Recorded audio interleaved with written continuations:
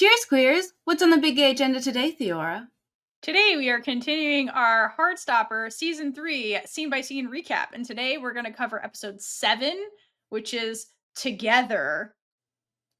Woo! Which sounds real happy. I don't know, it sounds like Kumbaya.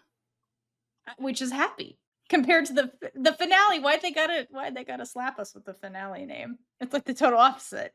Spoiler, in case you haven't gotten there. I thought you said heavy. I was like, really? Heavy from Together? No, happy. Yeah, I didn't hear that part. Happy! Happy. Then yes. And, of course, we have Elena joining us once again. Woo! That's not actually me, plot twist. I'm 3 Ringos in a trench coat right now, actually. 3 Ringos in a trench coat. I would love to see that, actually. Seriously. Oh my gosh, I'll have to get a friend of mine to draw it. She's an amazing artist. 3 Ringos in a trench coat. Ringo's like, don't you dare, Missy. Hey. All right. Let's get into it. So, we start this episode, and Tara is at her dance class, and she's getting lost in the world of dance. Yeah, what a great way to open the episode, because like Tara's been on a journey that's been mostly sad and stressful. So it was really nice to see her in an environment that wasn't that, because she seemed really focused and like in the zone. Clearly she's been dancing for a while, but like she seemed like satisfied with like what she was doing. And it's like the one scene we've gotten of her where she like wasn't stressed out by like being in dance class. So I'm glad that like she still has, it seems like she still has an outlet of something that like de-stresses her a bit, because like exercising releases endorphins and stuff. And so I imagine that this like helps her center herself, at least while she's dancing. And then like when she leaves dance, the stress probably comes back. But I'm glad she has this, because like we just see her stressed out constantly this season. She doesn't have to think while she's doing this. Yeah, it's all muscle memory. That's a really good point too. Yeah, and whatever thinking that she does, it's like, it's very structured. It's like, whether it's like the warm-ups or the across the floor exercises, or it's the combination that they're doing at this point in the scene, it's like the mental energy is going into a very controlled, very like already conceived part of her. And I really love that that's really helping her. Also, like you look at the class, and it's like, this is obviously like all these dancers are very different levels of experience. Just like looking at some of their turnouts and everything. Obviously, like some of them haven't been in dance as many years. And I think that just kind of indicates that this is probably a more open class for like all ages and all levels, which kind of adds on to the idea that this is a class that Tara is doing just because she loves it. She's just having so much fun with it, and it's wonderful. And also even looking at like the variety of outfits in like traditional ballet classes, usually like depending on what studio you're at, some of them will require you to wear like very strict uniforms of like everybody wears black, everybody wears tights, everybody wears a leotard. I think the leotard concept without like wearing shorts or anything is like kind of a little bit going out of style. Just like in like gymnastics, professional gymnastics, leotards are kind of going out of style because they're like letting women wear whatever they want now without being revealing and all that. Imagine that. Yeah, saying fuck misogyny with right women's clothing. Hell yeah. So I know that's kind of going out of style now with those traditional ideas of dance wear and gymnastics wear. But even just like seeing everybody wear like it's obviously like all their own outfits. Everybody's even wearing like different kinds of shoes. There's no set uniform. So it kind of also adds to that idea of like, it's a more relaxed, it's very fun. You're not there to get into Juilliard. Well, or the equivalent. We're not there to get into NYU Tisch program by any means.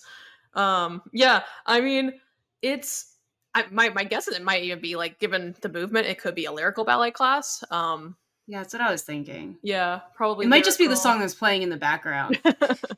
Well, traditionally lyrical, at least the classes I've taken, the lyrical ballet style is a lot more fluid than like a more structured ballet class, like more traditional. But also, yeah, the energy in lyrical ballet, it's a kind of newer concept than like traditional ballet.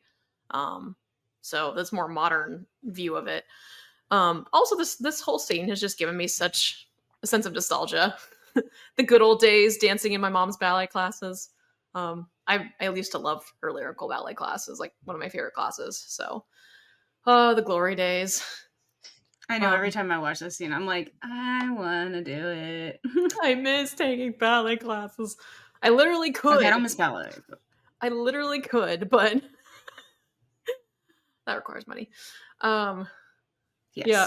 Also, a little detail I love at the end of the dance combination that Tara's doing. Obviously, we'll get to Nick and Charlie's portion of in a second, but I love that Tara is out of breath at the end of this combination, and I love that because obviously, like, she's blowing off steam in a very healthy way, and she's exerting her energy in a more controlled form.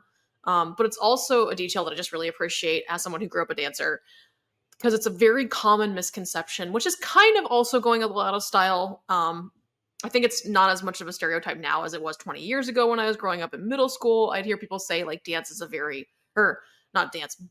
is a very easy genre because it's not a fast pace, it's not an intense genre, which is, by the way, anybody who has ever danced ballet in their lives knows that is bullshit. Ballet is actually a very difficult genre. I mean, all dance can be very difficult, but ballet is very structured. It is very, like, it can be very intense. Like, tell me you've never taken a ballet technique class. Tell me you've never heard of the man Finest Jung, who is, like, one of the masters of ballet.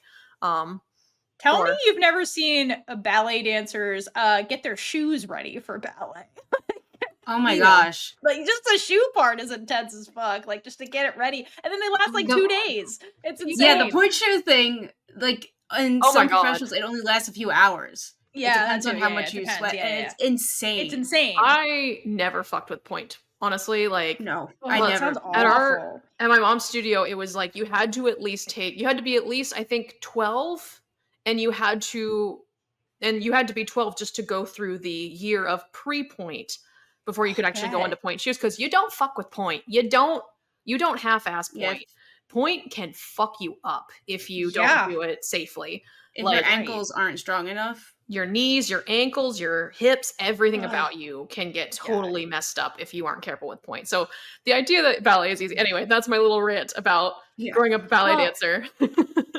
We're saying that Tara doesn't have to think there, but she is thinking. So she is thinking, like, elongate the lines, make sure your posture is perfect, the hand positions. There's so much to think about that other people don't realize, which also I would like them to go spin a few times, do some leaps, and then tell me how good you are, and then make sure you spot those turns as well. I was gonna say, make sure they don't get dizzy in the process. But it's just showing that how much, like, this comes naturally to Tara, that she doesn't have to think about all these things,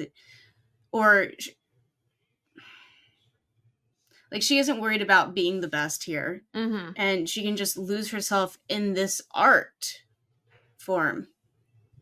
Yeah. That's what I meant by, like, she's not thinking. Like, I mean, it's like, this is muscle memory thinking. Like, it's not like, oh my god, being prefect or whatever. Like, she's not at all having to think about thinking. The outside world at all. Like, correct. Exactly. She's in this space. This is her, like, I was gonna say safe space, but it is kind of like a safe space. It is kind of like a safe space. Yeah, I agree.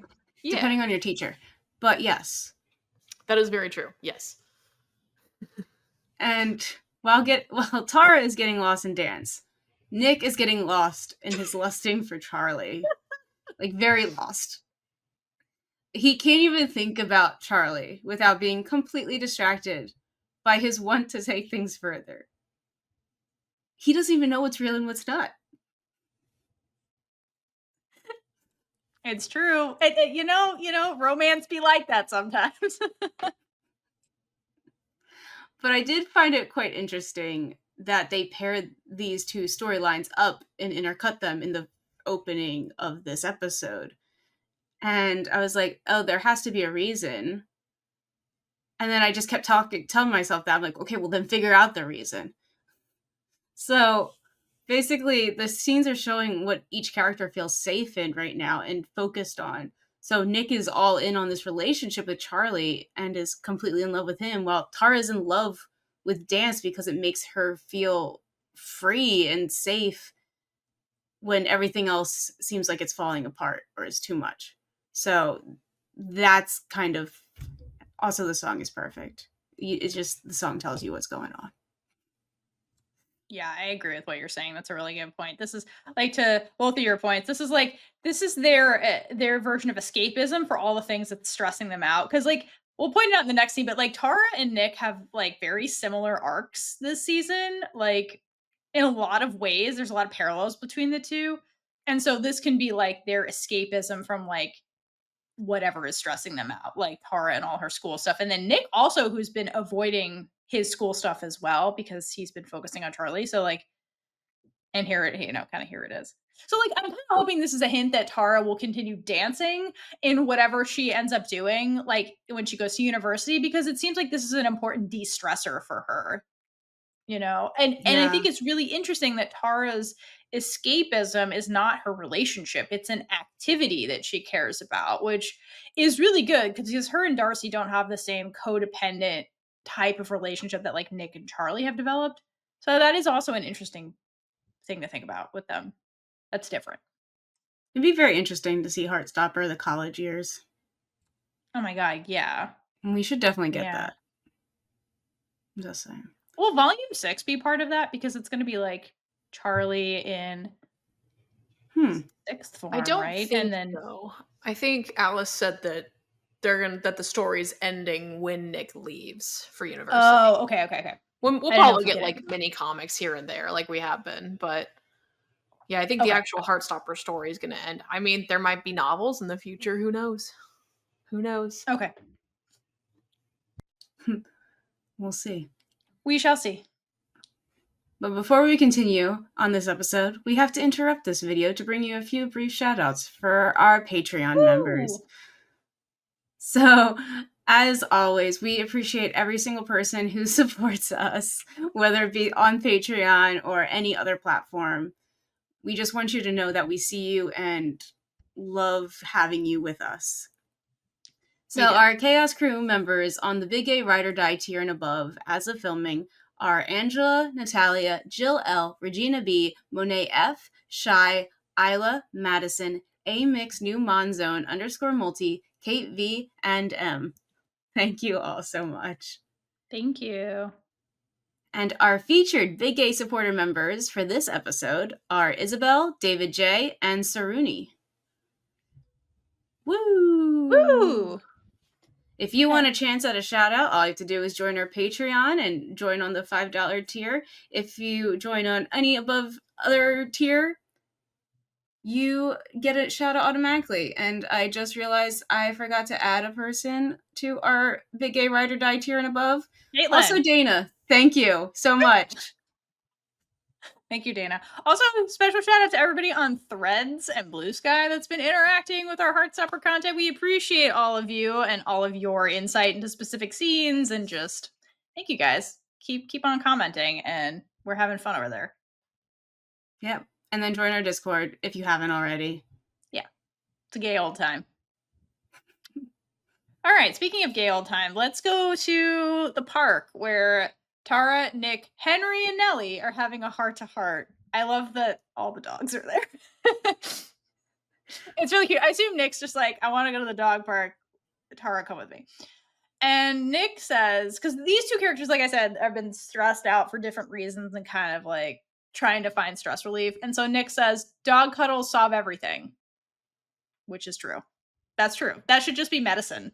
Just pet a dog. That's why there's therapy dogs. That's why there are therapy dogs. Henry and Nellie definitely are.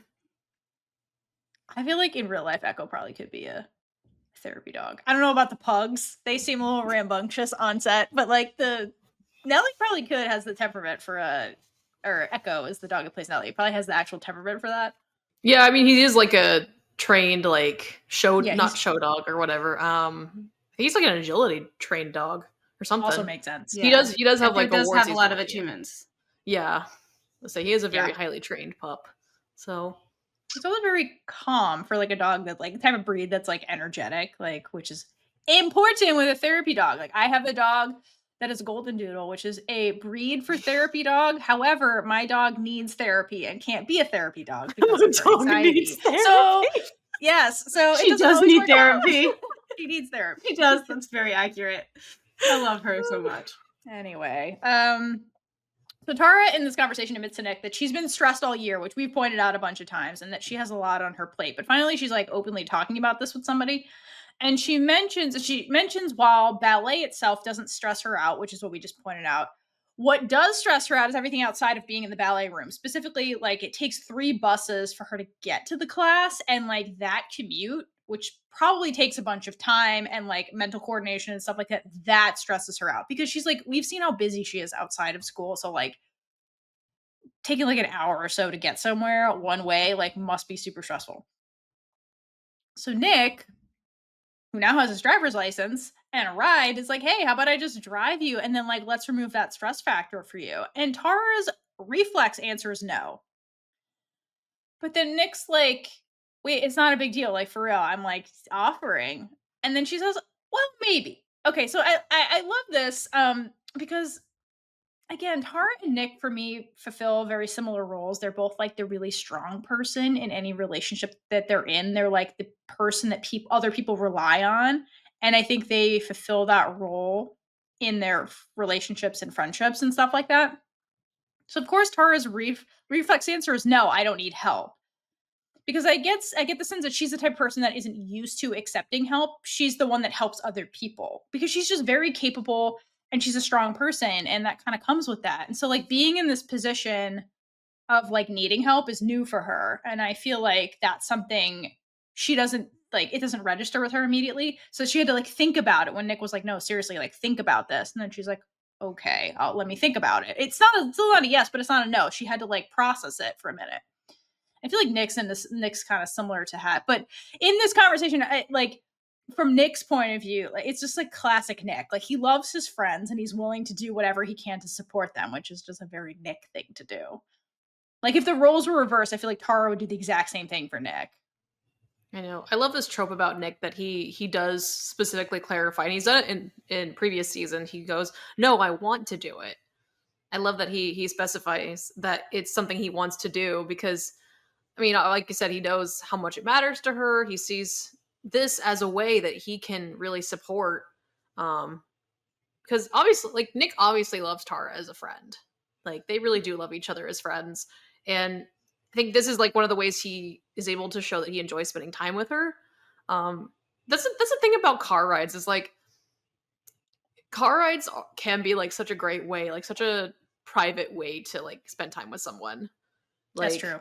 Yeah, because it's just you two. Obviously, like, one of you has to focus on the road, obviously, but it is like such a private time to like have a one-on-one conversation with somebody, because obviously, like, no one else can hear you. So also, what else are you gonna do? Right, you gotta pass the time. Exactly.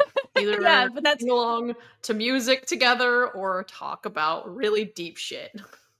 Which we see them do later. So, like, Tara does, spoiler alert, take up Nick on this offer. We do get super intimate conversations, to your point, Elena, that, like, it will get there. It does happen. And it's awesome. Okay, then their conversation pivots away from Tara to, how are you, Nick? How are you and Charlie doing? And Nick's automatic response is to just... Sorry, I had to sneeze. Nick's automatic response is just to talk about Charlie. And he's like, Charlie's doing great. Like, Charlie's doing so much better. I'm so proud of him, etc., etc. And then Tara's like, okay, but what about Nick? There's Nick and Charlie. There's 2 people in that equation, and you're just focusing on one half of the equation, Nick. What about the Nick part?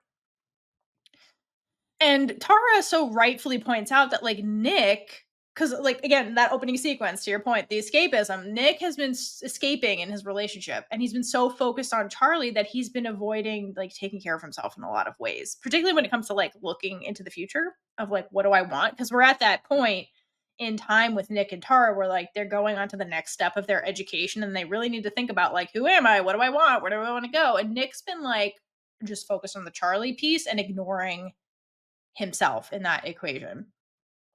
And what I find really great, to go back to what I said earlier about Tara and Nick really having these parallel arcs this season, but learning different things at different times, is that Tara points out, she's like, I relate to this because Tara got really wrapped up in Darcy's stuff at the beginning of the season, because like Darcy went through an actual life crisis with like getting kicked out of their house, and like all the stuff with the family and living with, it was a huge thing that they went through. And like Tara was really the sole support during all of that for Darcy. So Tara's like, I get it, been there, but like, you need to focus on you, Nick. And I like that she starts planting these seeds and like kind of encouraging him to be like, you're as important as Charlie is in this relationship. And like, please remember that, because it can be easy to escape into the relationship, but like you have to take care of yourself too. And I think that's really important coming from Tara, because she did learn that with Darcy. And we had that whole conversation with Tara and Darcy where Tara had to like set boundaries with Darcy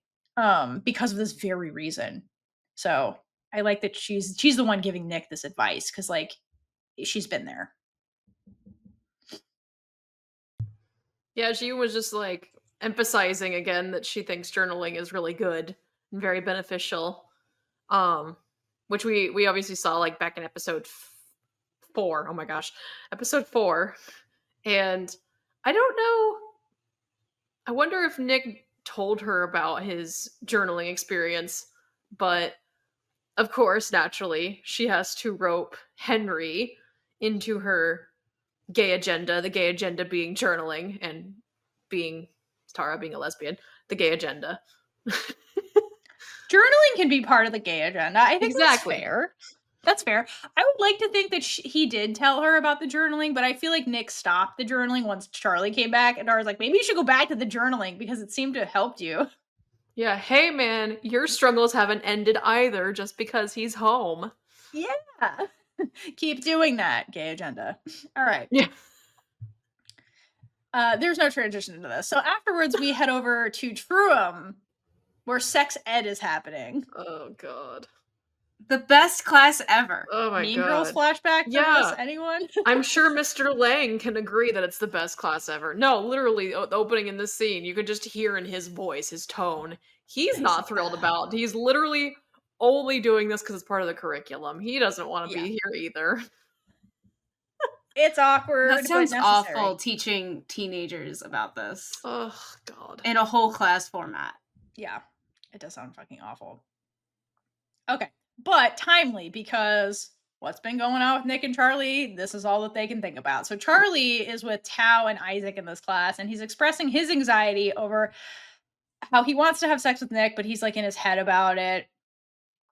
And it's like really reasonable things that he's worried about. Like he's like, well, I don't know what I'm doing because we haven't done this before, and I'm nervous. What if it's awkward? And he's like, well, because I'm having this anxiety, maybe that's my intuition saying I'm not ready for this. And he's kind of spiraling and grappling with it, because like, how do you know when you're ready to do something like this? Like, like no one teaches you any of this. So like, these are very reasonable thoughts that he's having, and he's really like, it's like, help me, friends.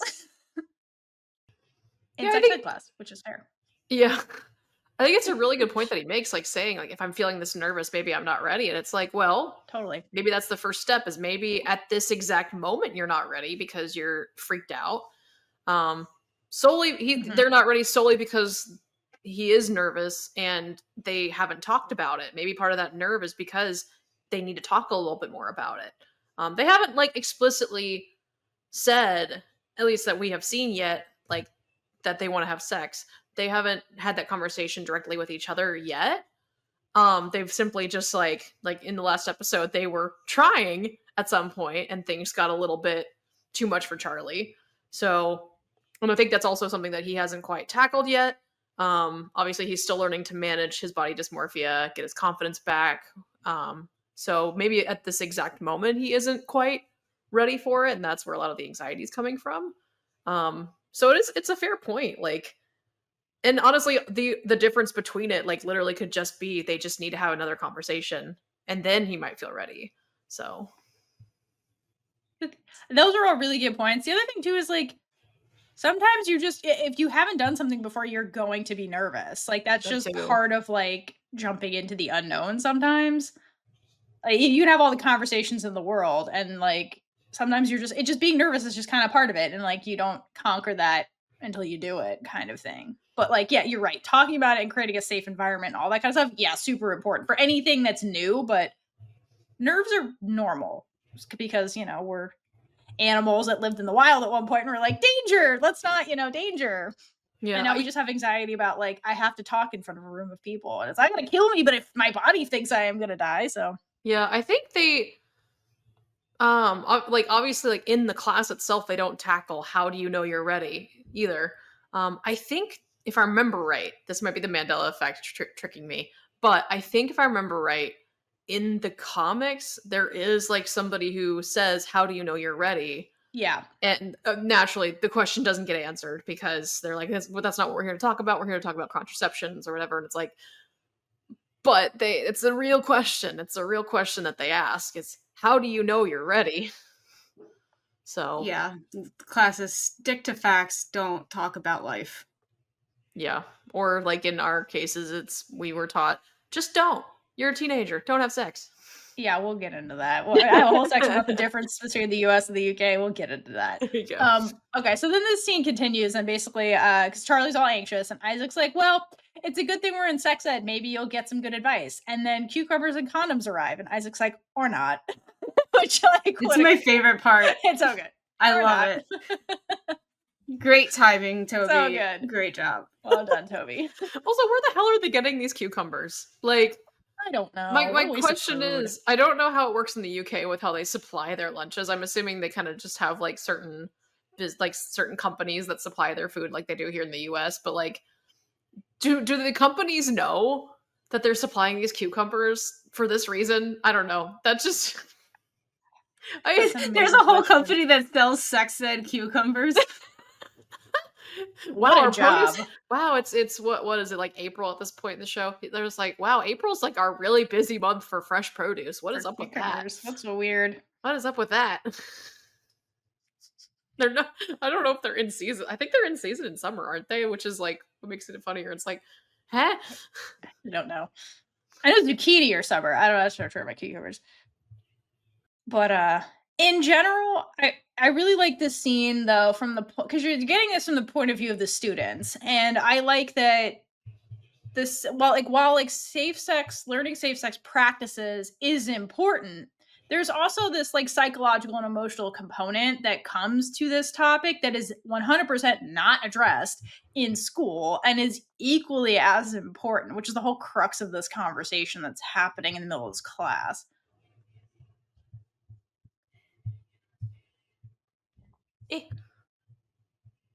Yeah, I think we had talked about this too in book club when we did volume 5 book club, but they don't even talk about consent, which is like the most baffling thing.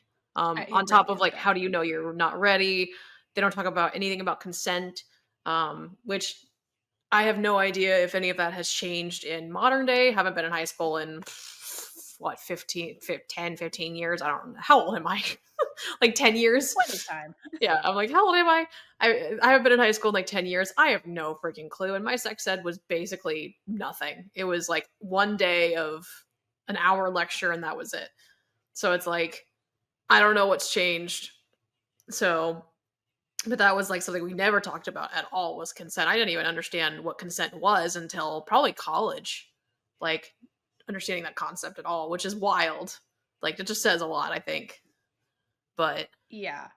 So let's compare. That's a great intro into comparing. We all grew up in the United States of America, which okay, unfortunately. And so let's talk about real quick comparison of the USA, how they handle sex ed versus the UK. Okay, I did a little bit of research into this. So in the USA, for those that aren't from America, just remember this country was colonized by Puritans who were religious fanatics that got kicked out of England. So that's how they ended up here. And so those puritanic values of just like sex is sin is still prevalent. So I grew up in the southern part of the United States, which is where the religious fanatics are clustered still. And so my sex education class was taking an abstinence pledge. That's how we learned about sex. They're like, don't do it. Sign this pledge. At the time, I was like, yeah, no, I never want to have sex with men. Absolutely. Never doing that. I'm stuck to that. So like, yeah, like it worked. I was like, no, that all sounds awful. I never want to do any of this. Thank God I'm gay. There you go. So anyway, I stuck to it. Good job, Southern school. But okay, the thing about the US is like sex, and that was my experience because I grew up in the South, but like sex ed in school in general is not controlled federally. There's federal funding for things which they're trying to take away right now. So who knows by the time this comes out if that would be a thing. But the actual curriculums vary by state.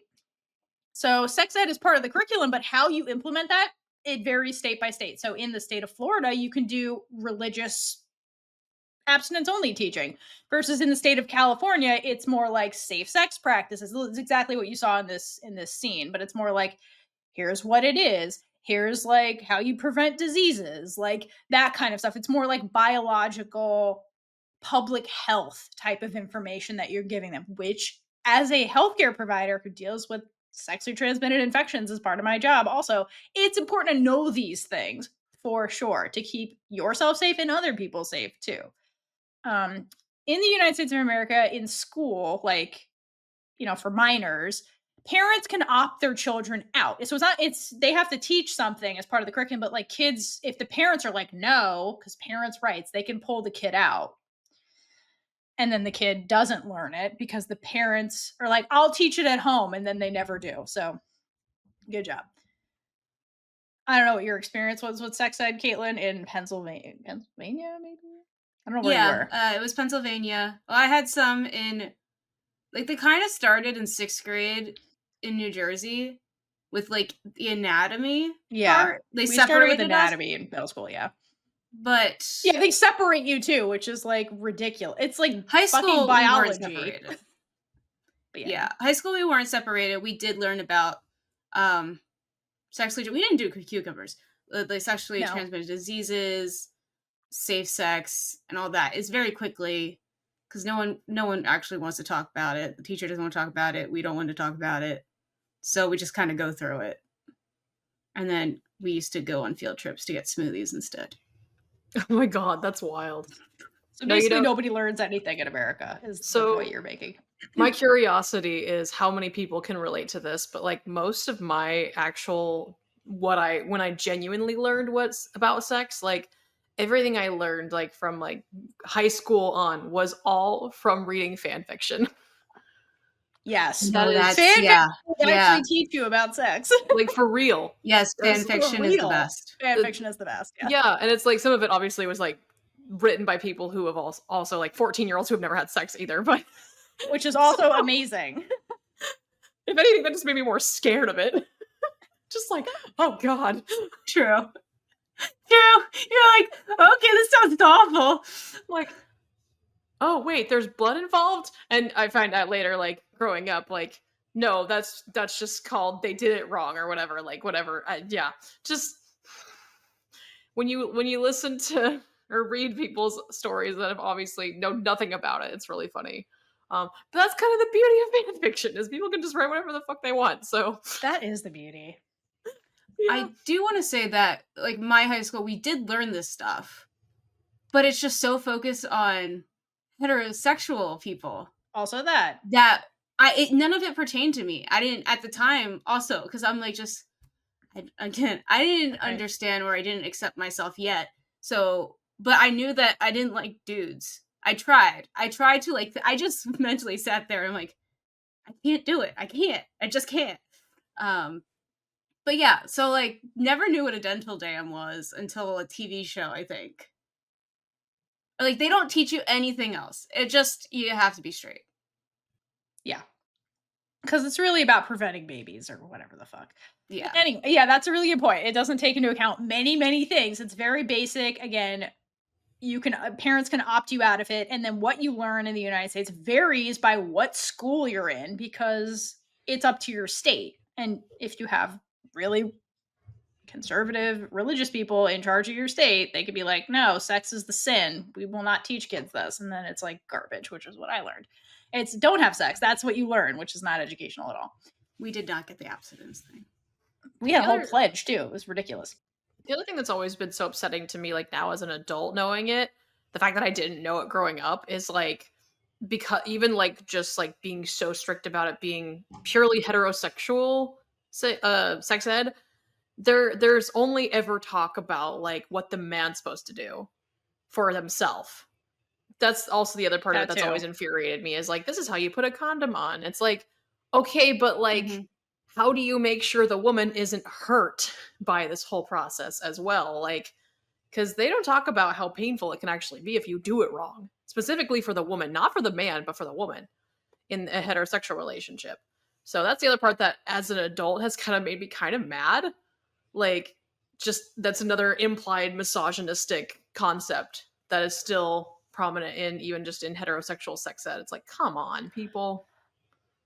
Yeah, from a like mechanical, like actual like sexual health point of view, that is such a good point. I will say really quickly before we move over to the UK, in my education, it was also heavily misogynistic because part of the abstinence only class was being like, it'll tarnish your reputation as a woman. And it's like, but it was all emphasized on like how the woman's reputation is tarnished by having sex, but then the men are treated like gods for having. I'm like, who are they having sex with if like the women aren't allowed to have sex? I'm like, can you guys have sex with each other and just leave us alone? And like, there you go. Like, leave us alone. Like, why? It doesn't. I'm like, who are they having sex with then? Like, this is insane. That's our sex ed class. Okay, so let's go over the UK. So the UK is different, but there's some similarities. So I looked this up. So things have changed. I don't know from when Heartstopper was written, it looks like, but I don't know how this went in the show. So correct me if I'm wrong if you live in the UK. But this is what I found by looking this up. In 2020, a new standard came out, which makes this a mandatory part of their curriculum. It's called the Relationship, Sex, and Health Education Initiative, or it's now the standard for UK schools. I will say, just like in America, parents can opt their kids out of this if they don't want them to learn it, but it's mandated to be taught in schools. And I think it goes, I forget how far back it goes, but it can start when they're younger. But like the guidelines are different from when they're younger. I'm focusing on high school because they're in high school, but I have a link if you want to look into it. Actually, no, I did write it down. So in primary school, when they're younger, it focuses on building healthy relationships, like from among family and friends. So there you go. Your boundary setting, that kind of stuff. They do teach this as of 2020. I wish we learned that. Right. In secondary school, it deals more with the health-focused approach to sexual relationships. So like the cucumbers and condom demonstration we see in Heartstopper. But they're also taught about sexuality, gender identity, which is now illegal in American schools as of the time of this recording. So in the UK, it seems to be less hetero-focused. And I appreciate here's what a healthy relationship looks like for kids. Like, that is an age-appropriate thing to talk about for kids to protect themselves and, like, be equipped with that knowledge. And so I do like that the secondary school, at least as of 2020, the initiative was like, hey, let's broaden the scope of this and deal with some of this more emotional, psychological stuff that has to do with the actual relationship part between humans. So that is really cool. I don't know how effective it is or what that actually looks like. If you've had experience with this, let us know what it was like. But that's just what I read. Sounds great. At their website. Yep. Okay, so back to the scene. So Tao and Isaac are in agreement that Charlie should just do it because they're tired of hearing about this. And like, clearly Charlie wants to because he wouldn't be so fixated on this if he didn't want to. Why did my brain just go, just do it? Like, yeah, it's very Nike, Charlie. Just do it. Yeah. But specifically in Shia LaBeouf's voice, just do it. Oh yeah. Make your dreams come true. What such? I don't know. That's just where my brain went. That's really funny because, like, also courtesy of closed captioning, I wouldn't have caught this otherwise. Again, Caitlin, thank you for introducing me to captioning and how great it is. But there's a point at the end of this scene where Mr. Lang starts scolding some of the other students because they're like playfully like trying to whack each other on the head with their cucumbers. Boys. I'm like, I bet this was improvised. If it wasn't, still like genius writing. But this is like, that is like so painfully accurate to like how high schoolers would act in a sex ed class. And yes, I'm calling myself out on that because that would be me. Because I didn't have cucumbers in my high school class, probably for that reason. Because I would have done that shit. Also, again, like we just hear him say, like at the end, we're here to talk about contraception. Again, I would have missed that without captions, but it's like, yeah, apparently that's literally all we're here to talk about, not anything else that we just covered. Great job, Mr. Lang. I do wonder though, because like in the United States, like back, like I don't know, who knows? Sex ed might be illegal by the time this comes out. Who knows? In America, probably it's probably where this is all headed. But I know that like if the standards say you can only talk about this stuff, like the teacher legally cannot talk about anything else, because then it takes one parent to be like, they were doing this and indoctrinating my kid and blah blah blah, and they're trying to fire the teacher for just trying to answer questions from kids. So like in the comic, like we talked about, this devolves into a whole bunch of questions from the students who are like, how do you know when you're ready? Like they want to know the things that Charlie and Isaac and Tao are kind of all talking about, but like the teacher kind of doesn't really answer, because I wonder legally at that time they couldn't answer these questions. It's not like they don't want to. It's just like, I legally cannot answer these questions because your parents will fire me. Like, because it's always like parents should have these conversations, but then the parents don't have the conversation and the kid never learns anything. So yeah, and also just like the question of how do you know you're ready? That's a very, there is no straightforward answer with that kind of question. So that is another tough spot for a teacher to answer that. But yeah, like how do you answer that to a student, like in a way that like makes sense, where it's like, it kind of just depends. Like, I mean, what else do you say? Like, it really just depends. That's when most answers in life, able to talk about what's going on with your partner. Yeah, like that's really, like, it's like having to have a one-on-one conversation to really gauge properly.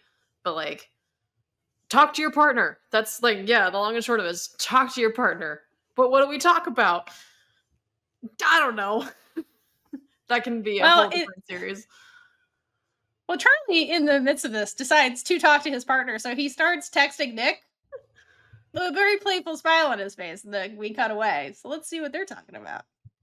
Oh my god, yeah. So in this next scene, we go to, it is Nick and his rugby friends, Cy, Otis, and Christian. They're all sitting together at this table. They're trying to fill out these charts, where they're trying to plan out their future, which, first of all, they make these poor high schoolers do this kind of shit at 16. I'm like, have to have like everything figured out about themselves, like at this age. It's so stressful. Like, it's crazy that has not really changed in the last 20 years. I know.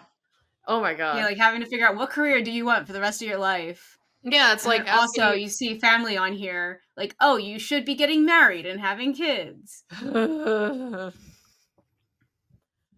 that's that. Yeah, that's fun. Also, this chart for my brain, I just a little rant about where my brain is. This chart is very visually confusing for me, because it's really like is. You look at the center box. It's like, okay, that makes sense. It's like almost like, okay, is it a web chart? Like, what is this? But it goes to like the four corners, and it's like, okay, but it's corners. So like, where in the boxes do I fill? Wait, which box is assigned? Where? Yeah. What? Which box is assigned to which empty space? I like. It's probably not that deep. I'm probably overthinking it, but for my brain, that would have me sitting there just like, the fuck? Huh? No, so it kind of just looks like a jellyfish to me. Yeah, so that's the whole thing. It's like, that would stress me out, but then also just like thinking about my future, like, good god. So, and of course, at the same time, we hear at the other table, we hear Harry, who, this is only the second time that I think we've heard his voice in this season. And he's at the other table and he's bragging about some alleged hookup that he had. Speaking of sex, some hookup that he had with some girl. And it was raising the question of, did this actually happen? Did he actually hook up with her? Because he makes it sound like he did, but oh, I think it definitely stopped right before, and then he's just making it up. I don't even know that he got in a room with a girl. He gives me incel energy, so I'm going with no. And this is all like, again, to go back to the misogyny, like, it's like the woman is the prize in order to impress other men, so he's just trying to impress other dudes. That's the only reason he's telling this story. So like, I get, my assumption is it didn't happen. He's full of shit. Yeah, it would be pretty typical of Harry to spew that kind of bullshit, wouldn't it be? Yeah, he's misogyny in a character, so like, I'm going with incel. He's red pill boy. Yeah, you stand up for one friend for being called a bitch, and suddenly you're a feminist. No, not how it works. Right, yeah, no. Absolutely not. A feminist, yeah. Yeah, right. So, yeah, and then his next line, he's like, so I thought, why not? About, like, hooking up with her. Like she was just kind of like, oh, why not? I'm just like, first of all, my only response to this was, ew, ew, ew. No. Yeah. Absolutely not. No. Get out of here. Throw that man away. Yeah, like, he's only been in this season twice so far for, like, altogether, like, probably 10 seconds. And I think that's the biggest ick I've had this whole season so far. And that's valid. Oof. Ugh. But moment of appreciation to the rugby lads, because they start talking with Nick, and basically they look really put off by Harry's display of toxic masculinity, which I appreciate about them. And then they go off in this little side conversation where they talk about, like, oh, like losing your virginity and that kind of stuff, and how, like, they feel nervous. And they're like, virginity is a concept. I understand that, but, like, I'm still nervous about this. And I appreciate that, again, coming from boys, because normally we only ever get Harry, the toxic masculinity point of view when it comes to sex. So I really appreciate this more realistic version of what, like, boys actually feel versus what they're projecting out loud. So, because patriarchy, so, like, this type of representation to me is really, really important to show, like it's okay, boys, to also be nervous. Like, that's life. Like, it's okay. You're not supposed to know exactly what you're doing and be the tough guy, and, like, you're allowed to not know what the hell is happening, because you don't know what's happening. You're 16. Right. You're going through life. Yeah, I like this friend group because, like, even when Christian, like, openly says, like, I am nervous about it, the other boys are kind of just like, yeah. They don't. You would think in, like, a typical, you know, toxic masculinity group, there's going to be this whole, like, oh, come on, man, it's not going to be that big of a deal. Right. But they're all just kind of collectively like, yeah, it is. It's a bit scary. So I appreciate that this whole group is, like, supporting each other with that whole idea. And of course, while they're having this very supportive conversation, Nick gets a text from the text that Charlie sent about him being in sex ed. And Nick asks, what are you guys learning about? And Charlie responds, they're putting condoms on cucumbers. The same thing they did last year. That's really, yeah. So basically, haven't learned shit this year. Because it's the same thing they do every year. Nick. Oh, Nicholas. It's like perfect timing that they're talking about it at the same time that Charlie sends this text. I wonder why. Because then Nick decides to respond, maybe you should try it not on a cucumber sometime. Okay. That response on point. But then Charlie's iconic reply is gay. It's perfect. It's so funny. Yeah. I'm like, Nicholas Nelson, you are bold, and you're lucky enough that the other boys are not peeping over your shoulder right now, because, like, Christian could easily just peek over and be like, what the hell are you saying, dude? So, oh my god. That's so funny, yeah. But Charlie's not lucky, because who's not so stealthily just looking over his shoulder? Tao. Tao comes in the frame. He's like, what you doing, Charlie? He's like, how dare you, Tao? I love his response is just the way you two flirt is so weird. And I'm like, hey, you know what? It's just, he's not wrong, but it's really funny. I think there's no wrong way to flirt. It's fine. I don't remember. I feel like it is in the show. Maybe I'm wrong. I don't know. But it's in the comics when Charlie says gay, Nick says, oh no, I've been outed. Oh yeah. I can't remember. I don't think it's in the show. I think it's the comics too. But it's the comics. It's so funny. Gay. Oh no, I've been outed. That's the best response. I know, it's so cute. Yeah. Yeah. Oh, so then also, like, in this last scene when they're talking about Christian being nervous about losing virginity, there was a scene in the comics where Nick at this point hasn't really thought about having sex with Charlie yet in the story. And so it kind of just all hits him all at once, where he starts realizing, like, wait, he starts having like this big fantasy montage about like Charlie, and like suddenly he's like, oh wait, hey. I kind of like that they switched it up for this show, because it feels a lot more like a natural, gradual progression. I like that it's not just all at once, suddenly Nick's having these feelings. It's like, it's been a very, very gradual progression with these two. But it could also just be because there were like a lot of time jumps in the story. Like, obviously we go from, was like January all the way to April in the comics. I mean, we do also in the show, but it's a little bit more gradual. They had a lot more to work with and trying to progress the timeline in a much more gradual pace. Also, something I forgot to talk about last episode, because this is when it would have happened, I guess. In the comics, Charlie has this dream right after the night after him and Nick like try to have sex, and Charlie has like his episode of like his body dysmorphia kind of freaks him out. He has this dream that night where he takes his shirt off in front of Nick, and Nick just calls him disgusting. Oh yeah. And I honestly like that they took it out of the show.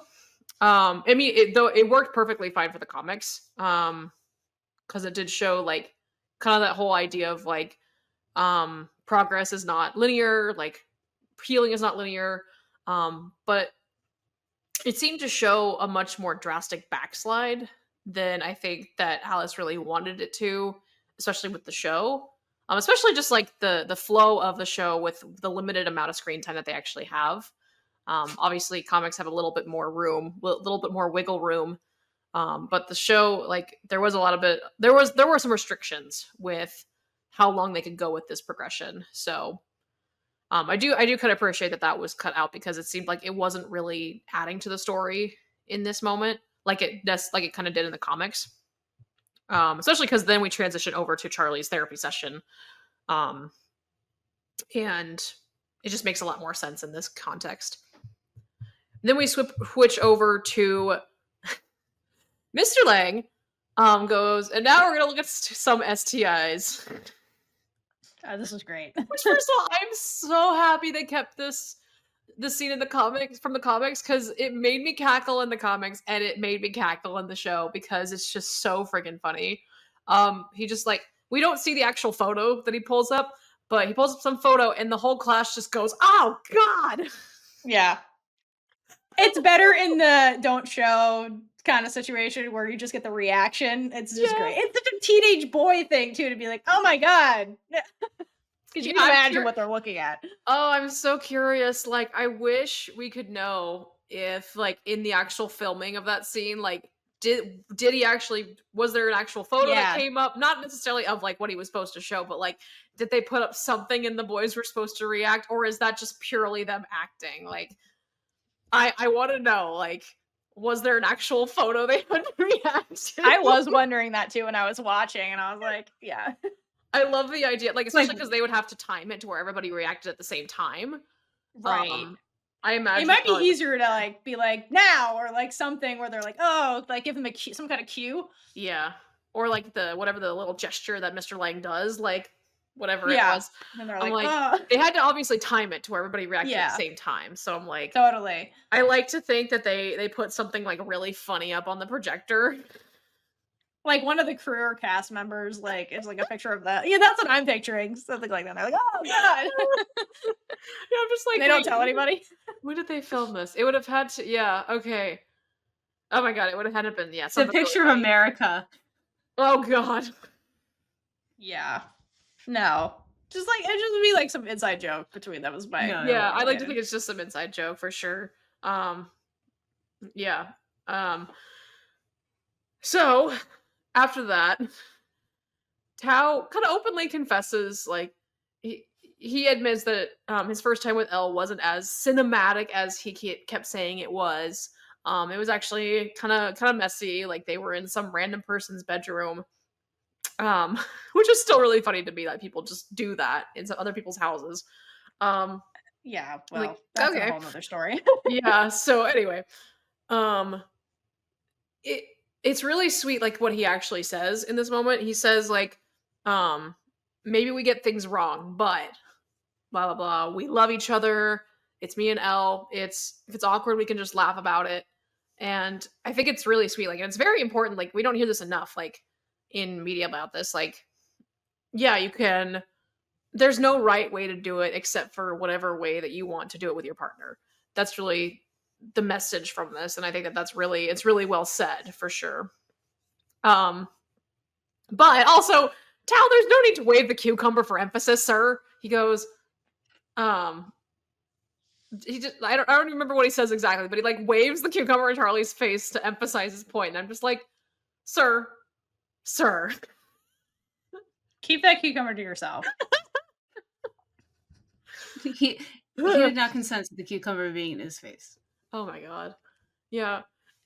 And what does Mr. Lang do? He says, and remember, students, most importantly, points to the screen and it says, chlamydia equals bad. That is his final notes for this lecture. And I'm like, I mean, yes, but aren't all STIs technically bad? Like, this just gave me a Mean Girls reference where they're like, where like the sex ed being taught by the coach, and he's just like, okay, you'll get chlamydia and then you'll die. And then he tries to spell it and he spells it wrong on the chalkboard. This just gave me like a callback to that by just singling out chlamydia specifically. To have sex, you'll get pregnant and die, or something like that. You'll get pregnant and die. You get pregnant and die. That's the best. That's literally sex ed in America. Like, it's literally that. Like, it's honestly in the South. It's just like that. It's terrible. I know, and we hear Tao say, honestly, I think I should be running the sex ed lesson. And I'm like, yeah, because you probably just taught a bunch of... You probably taught Charlie way more than Mr. Lang's teaching him right now. Like, I think Tao and Isaac should co-teach it. Because, like, I feel like from Isaac, you'd get, like, more, like, detailed description of stuff, and Tao would, like, romanticize a bunch of shit. And so, like, between the two of them, they'd balance each other out and have a good lesson that's engaging and not chlamydia equals bad. And funny. Yeah, Isaac they would bicker. Isaac would be the more practical side of it, and then Tao would be the much more emotional side of it, for sure. Yes. That'd be actually, yeah. They should. I want a mini comic of that now. Mm-hmm. It doesn't even have to be part of the show. Like, I just want to see those. Well, no, because it wouldn't be Isaac in the... Damn. Okay, so I need it in the show. Just write Isaac in as, like, a guest character just for that one scene. I mean, Isaac transfers in. For that. Isaac has entered the chat. Oh, man, yeah, and then at the end of this, Charlie asks about Elle's interview, which we obviously know from last episode what happened. And... We understand that Elle, at this point, hasn't told the group, given that question. She hasn't told the group what happened. Tao only knows because he was there. And Elle very specifically does not want to talk about it. And, you know, I definitely don't blame her, honestly. Like, I don't want to talk about it. And I appreciate that Tao respects her privacy. Charlie asks how it went. And Tao said, I think they decided not to air it. And it's not a lie. Like, it's definitely the truth, but it's not revealing everything. It is still respecting her privacy. And all Charlie says is, oh, that sucks. And that's it. Yeah, I mean, this is similar to when Nick was getting the questions, where's Charlie? Why isn't he in school? And it's like, it's not my story to tell kind of thing. I know, normalizing people not prying into people's business. Yeah, exactly. Boundaries. Love to see it. Mm-hmm. Yeah, speaking of the interview, it's still getting to Elle, which, fair. I mean, it just happened. It's always going to be an impact in her mind. So Elle is in art class, and she's scrolling through Instagram. And basically all she's seeing is headlines about what's happening in politics and how everything is being super transphobic. And she's just getting extremely discouraged and frustrated.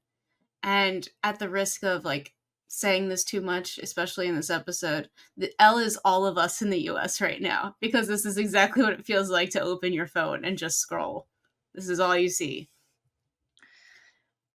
Yeah, and I thought, and unfortunately, like, that is the reality, like, trans people are being scapegoated, not just in America, like, across the world with this far-right extremism stuff that's taking over the world, unfortunately. So, yeah, it's unfortunate to see that.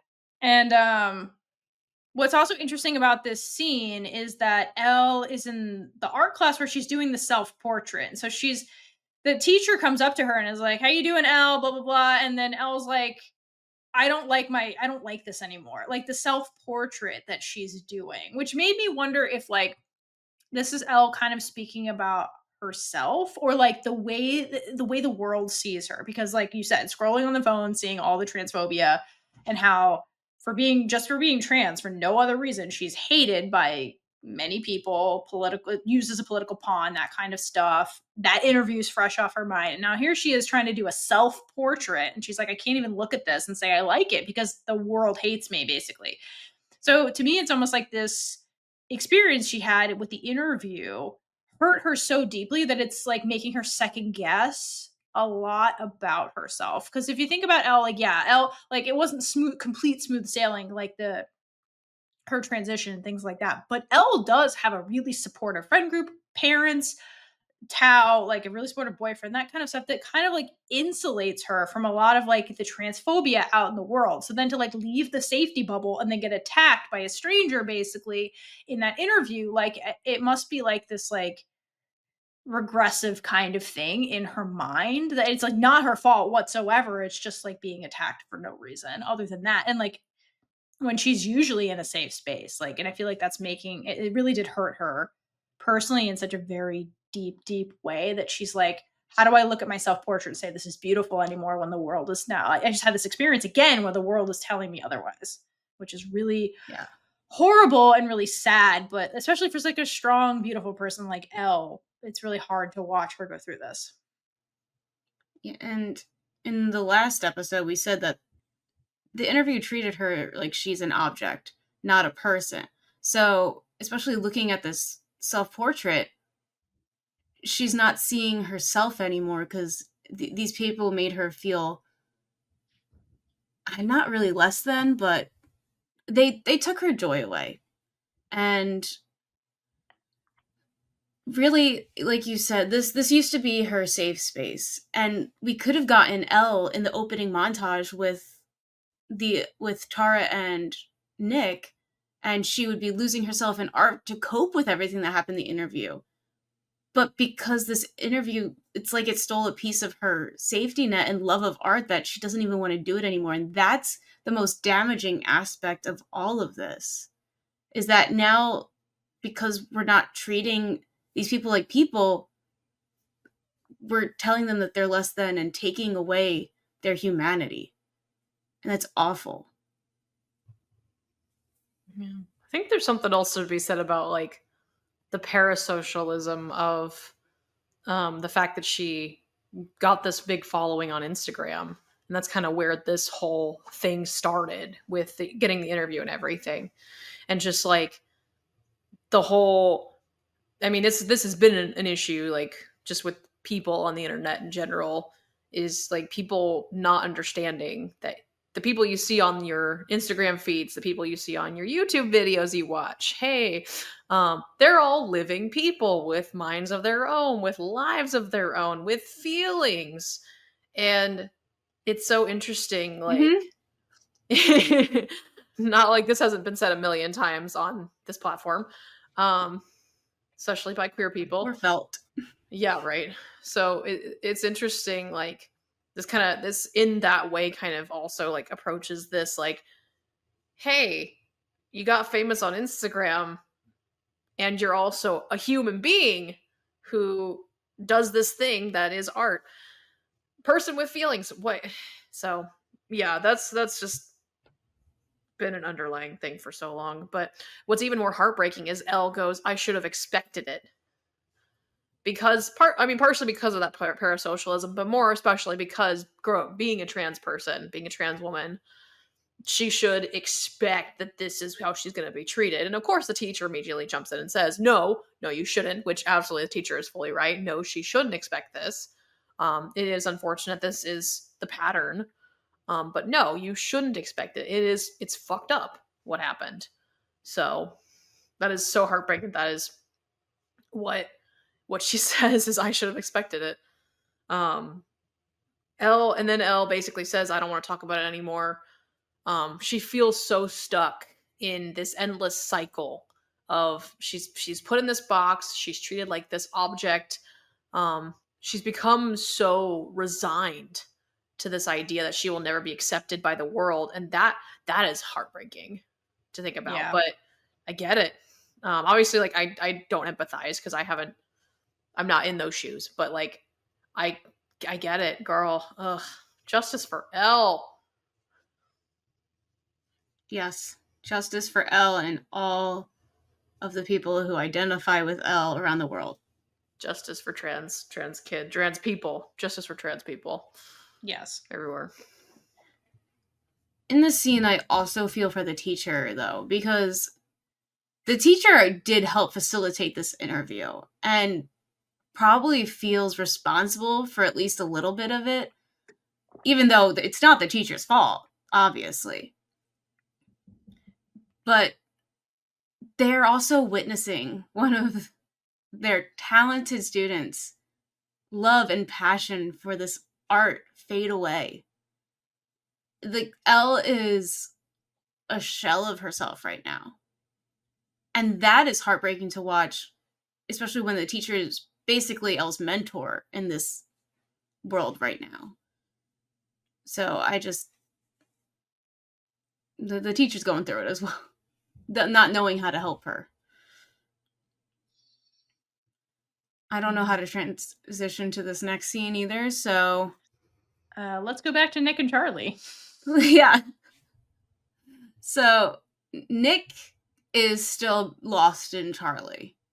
And Nick can't handle the electricity that's literally radiating off of them whenever they're in a scene together right now. So he basically drags Charlie back to his house. And, like, did he even tell Charlie, like, anything? Or is Charlie just like, why are we doing this? Why are you so excited to get home? They both have sex on the brain, so no thoughts, just hormones. That's their scenes together. So this is normal. I wonder if, like, they just still have the previous text conversation in their minds of... That too. Try it on a cucumber, not on a cucumber sometime. Gay. I wonder if that's like, because I know in the comic Charlie goes like, so that text you sent, do you know how cringe you are? And Nick's like, what are you gonna do about it? And that kind of instigates it. So I wonder I like to think that maybe that's the conversation that was happening while they were running home. That's fair. Okay, so things do get a little heated in bed, and of course David barges in.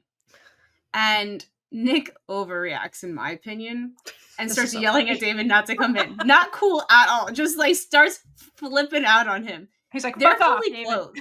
Nothing is really happening. Like, you could have played it cooler and made it look like you were just cuddling or something. Still, David would have said something about it.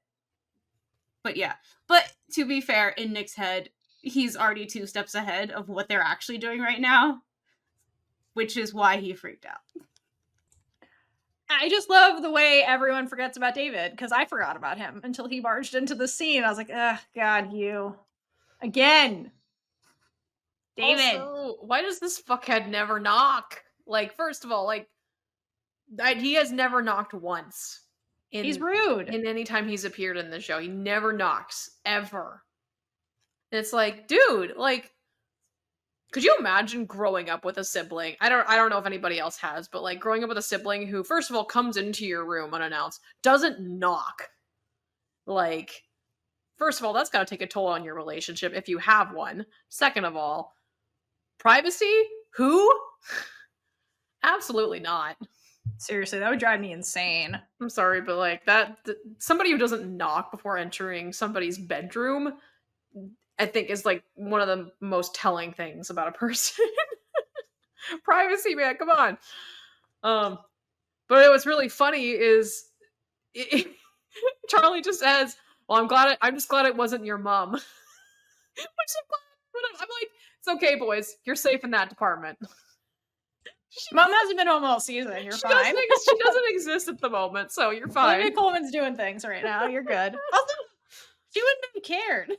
Yeah, that's why I'm like that. She'd be like, here's some condoms. Do you? Bye. Right. She'd be like, okay, so did they do sex ed still like how they did it before? Yeah? Okay, so we have to talk a little bit first, and then I'll let you guys go to it. Just not when I'm home, maybe, is what she'd probably be like, just maybe not when I'm home. So, eventually, Charlie probably leaves, like, very quickly after that, because, you know, they're freaked out. David's home. You can't do anything now. So, later that day, Nick and Charlie are texting about being nervous and not knowing what they're doing. And Nick starts this conversation. And I love that he's the one opening up here, especially because we've been so focused on Charlie and Charlie's feelings. And now it's giving Charlie a chance to be there for Nick by telling him he isn't alone. Because, you know, Charlie also has no idea what he's doing. Of course, in Nick's mind is like Charlie's been with technically Ben, but like not like that. This is new for both of them. And again, you're teenagers. That's the point. You don't know what you're doing. I mean, you don't know what you're doing at any point of life because you know you're experiencing it all for the first time. Yeah, it's really true. And I love that in the scene, like, again, the two of them are going to get into their heads a little bit after they're texting each other about the things that's caused them anxiety. But I love that Nick is supported by both dogs in the scene. I didn't notice Nellie at first because Nellie kind of like blends in a bit more, but like he's got Henry he's holding, and then Nellie's next to him, which is very cute. Yeah, and Nellie's just living, well, Echo's living his best life, just being able to lay there. Laying on the bed, just cuddling. And then, as we know from the bloopers, that pug just does not like to sit still. So how many takes did it take for them to do this just one shot? Seriously, this dog's such a brat. Yeah. I'm surprised they did not. I mean, I guess they really couldn't get rid of the dog because Henry's in the book. Well, yeah, they had to switch out which dog it was. I know that. Like, mid-season, they had to swap out or something. Yeah, they got a new dog. Yeah. But it had to be a pug. Luckily, pugs all basically look the same, so. I mean, yeah.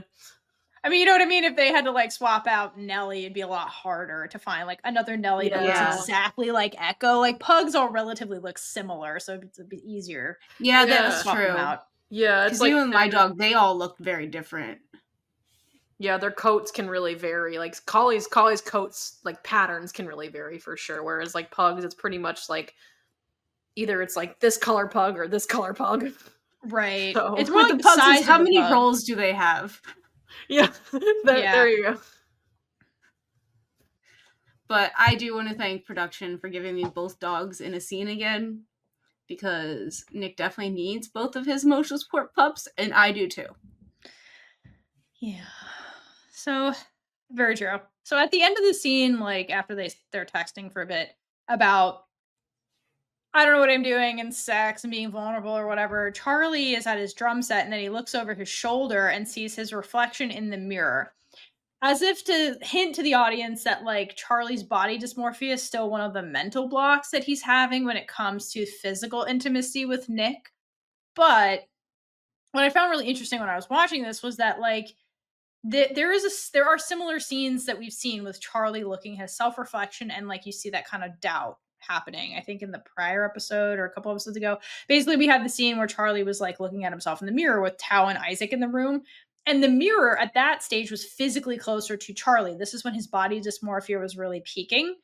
Versus now, when he's at the drum set, the mirror is physically a lot further away. So it's kind of like, it's to Elena's point that like this recovery, this whole Charlie overcoming or dealing with his body dysmorphia, it's not linear, right? It's, you know, there's ebbs and flows to this type of like anxiety that he has about this. But I think by physically placing the mirror and therefore his self-reflection further away, it's kind of showing that like he's getting better at overcoming this. It's not as crippling as it was when it was like right up in his face and like really causing him anxiety, but like it's still there because again, he goes to therapy, it doesn't like turn off, like it's still part of his journey. It's just not as crippling as it was before. So I do like that little detail of like Charlie on his road to recovery still, while he's just living his normal life. Like, it's his mental health stuff is still there in the background, like, that he's dealing with. So I like that. And I also like that they show Charlie looking over the mirror, but then they go to Nick and show him looking over at the uni options. And it's just showing that they both have something weighing on them at this point in the background of their relationship. Yep. Yeah. Also, just shout out to the music in this scene. Especially like the transitional music between scenes is like, again, one of my absolute favorite things about the production on the show is the music, especially Addie's car chase and the art they make.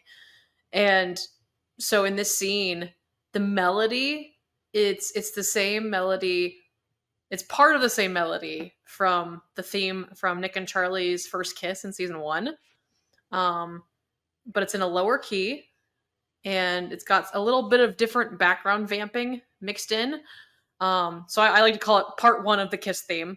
Part 2 comes later in the episode, but I just love that they use it as a transition, but also kind of it's kind of just like in the example I gave, like in episode 2 when they were in Nick's bedroom, or not episode 2, sorry, episode 3, when Nick had his birthday present and that music played, and it was the same music as previous season. Just I love this repetition of the music, but with new elements added, different key added. Just it's so beautiful. So, and it shows how far they've come in their relationship. So from their first kiss to this, precious. Everything always utter perfection. Always. Include the music is always on point. Always, always, always. Thank you for pointing out those little details. It just makes it more special. I forgot what my transition was, so we'll just keep going. So we shoot on over next to Tao and Elle, who are hanging out in Tao's room. And Elle's like in her head about the interview stuff and what's been bothering her. And Tao is doing art, and he's like, look, I've gotten better at drawing fish. Maybe I can be a really specific kind of artist that specializes in goldfish. And I must say, Tao, you have gotten better at your goldfish. So way to go, Tao. Good for you. So important. I love it. And not only is this cute, it's really sweet because it makes Elle laugh. Because Tao should, be in Tao, and Tao is naturally charming. And Elle is not 100% okay after the disaster interview. And he asks her, is there anything I can do to make you feel better? And she nods and then just like leans into Tao, and Tao just kind of holds her. So like Elle's not at the point where she wants to like talk about this, but like having his support like physically like is really important and does help. And so I love the scene between the two of them because really like they have come such a long way with their communication, and I just love that about them. I know, another shout out to the music team. And to this scene, it's got Tao and Elle's theme that is vamping as we transition into the next scene. And I just want to say, I love that Addie's car chase does this with the great thing about Heartstopper is it is a combination of that soundtrack and also a pre-made list of other songs from other artists combined into one big musical arrangement for this show. And I love that what Addie's car chase does with the songs that are already pre-made, or I don't know how else to properly say it, but made by other artists that are brought into the show. And they use that to their advantage by transitioning, like using their music to transition into these songs by matching the key, matching kind of the energy, matching like the backgrounds, like the vamping in the background. It's just so well done, like how they're able to match and flow right into it. And I think that this is like a really good example of it in this scene when we transition into the song that's playing in the next scene. It matches the key, it kind of matches the energy, but it still fits what is happening in the moment. I was like, there has to be a better way to explain this that makes more sense for non-music people. But yeah, that is the spiel. Makes sense. It definitely makes sense. For sure. And so what is the next scene? So the next scene, we cut over to Darcy and Tara aggressively making out in Darcy's room. And Tara is like, look, I'm going through some shit, but I'm gonna do what I want, including Darcy, which I love. I know Darcy's line, that includes doing me. It's such a Darcy line, but That's such a like Darcy line. at where they are in this relationship, but it's honestly just funny. It really is. Yep. We go from that into the next, I presume it's the next day or something like that at school. The boys are in their form, and it's apparently Charlie's last day in form before he has to go into study hall. Which, oof, we remember Nick having to do that last season with sitting next to Ben. So Charlie seems like his is going to be a lot less miserable, thankfully for him. I hope so. Not sitting next to some asshole like that. So yeah, we see. It seems like, from what it looks like, obviously this is like the same as the comics, but it seems like it's a tradition to have like them all sign the year 11's shirts. I guess I tried to look a little bit closer and I couldn't really see very well if any of the other year 11's or any of the other boys in this class had also signed shirts. It was just kind of hard to tell because they were obviously focusing purely on Nick and Charlie in the scene.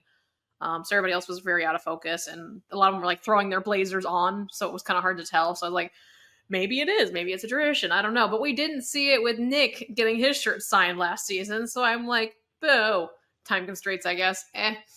But I will say, can we just take a second to appreciate the fact that Charlie isn't wearing the jumper or the blazer on top of his shirt? He is just wearing the button up. Which we have literally never seen. Never. Aside from like in a moment where he's like changing into something else. Like we never have seen him in just the button-up shirt. He is always wearing something to cover himself up more.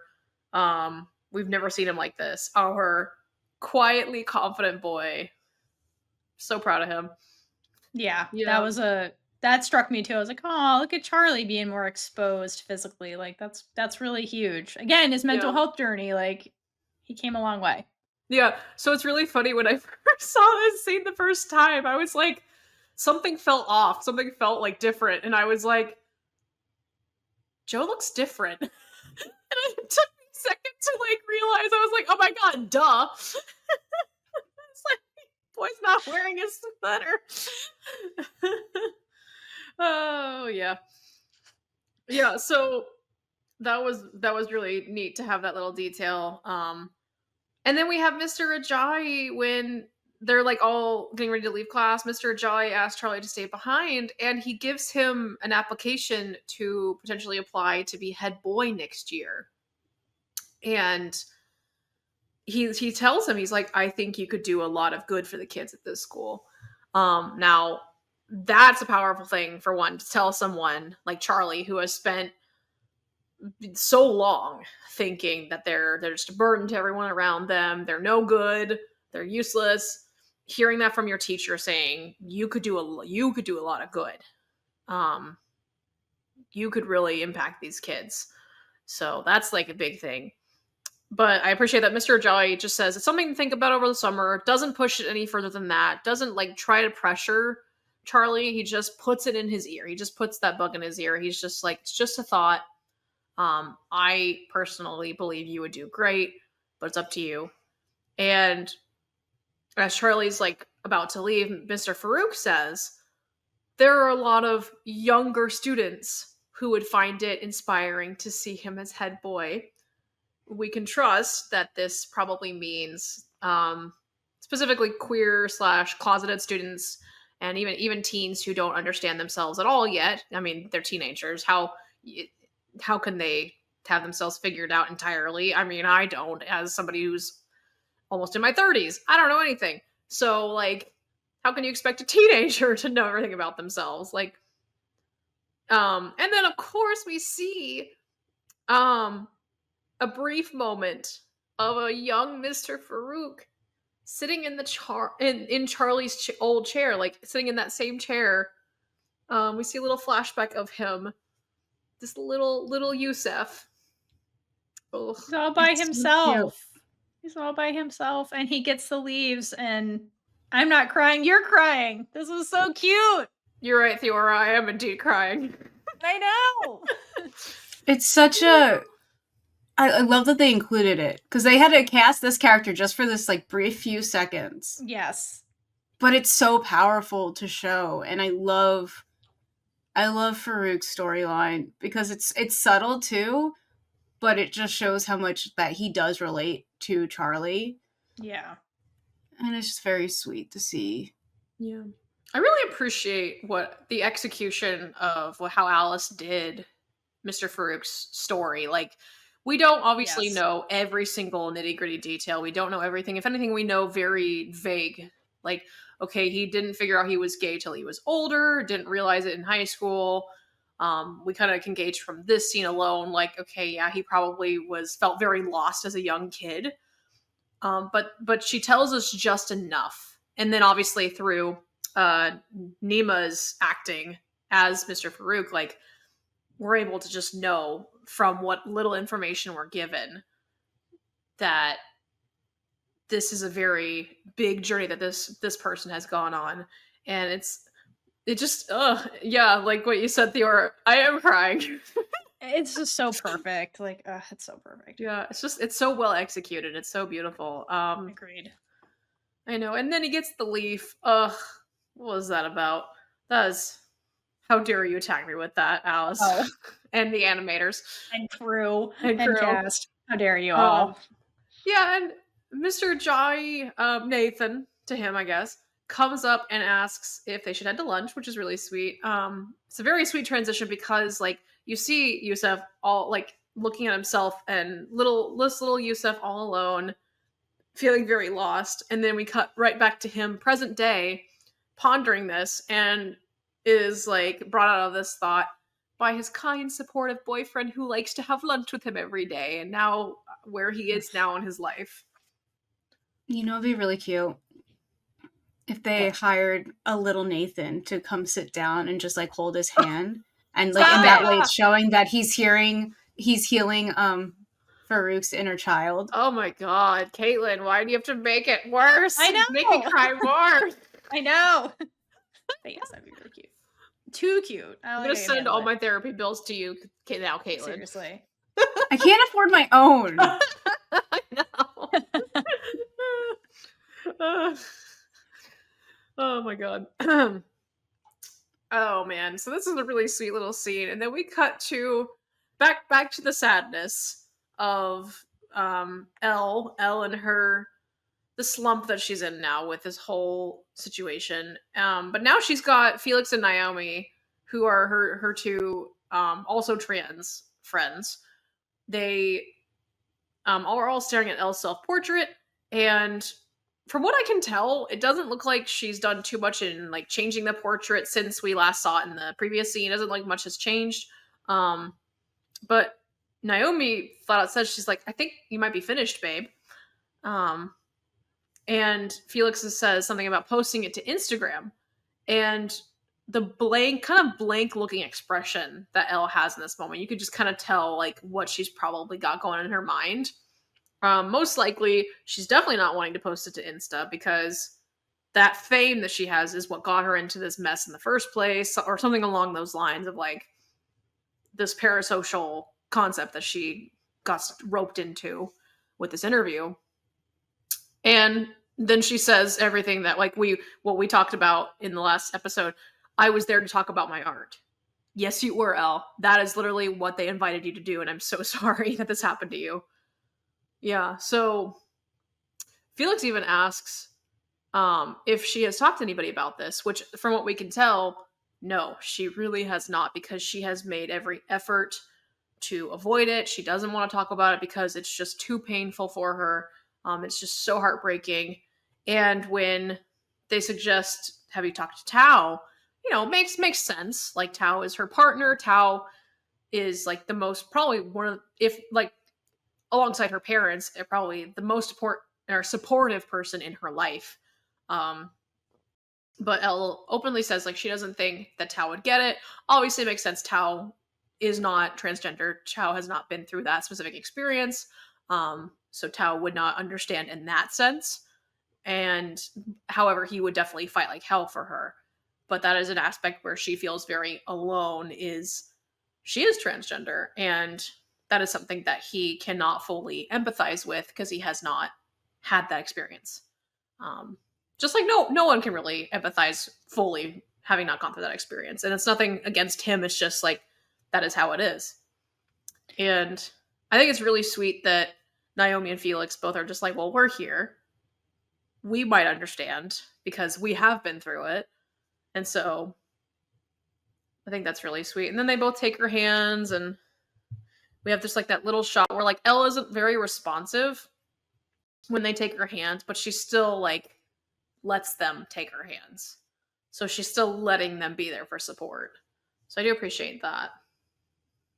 Yeah, I had a similar takeaway message from this scene that you did. I think it's an important message, like, because it really boils down to like the conversation they're having emphasizes that empathy is important, but it is impossible to fully understand what other people go through, just in general.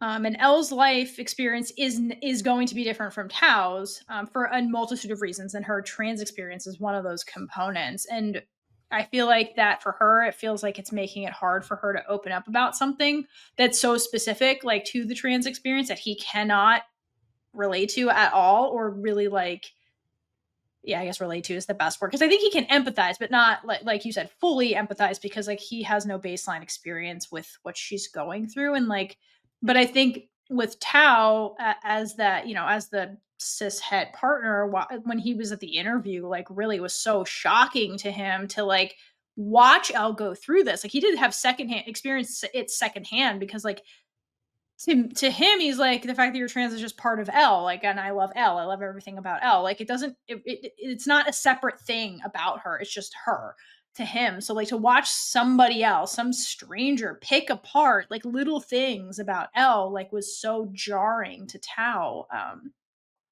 But like, unfortunately, I think Elle has had some experiences with this during her transition. I think this is just triggering all of that in her again.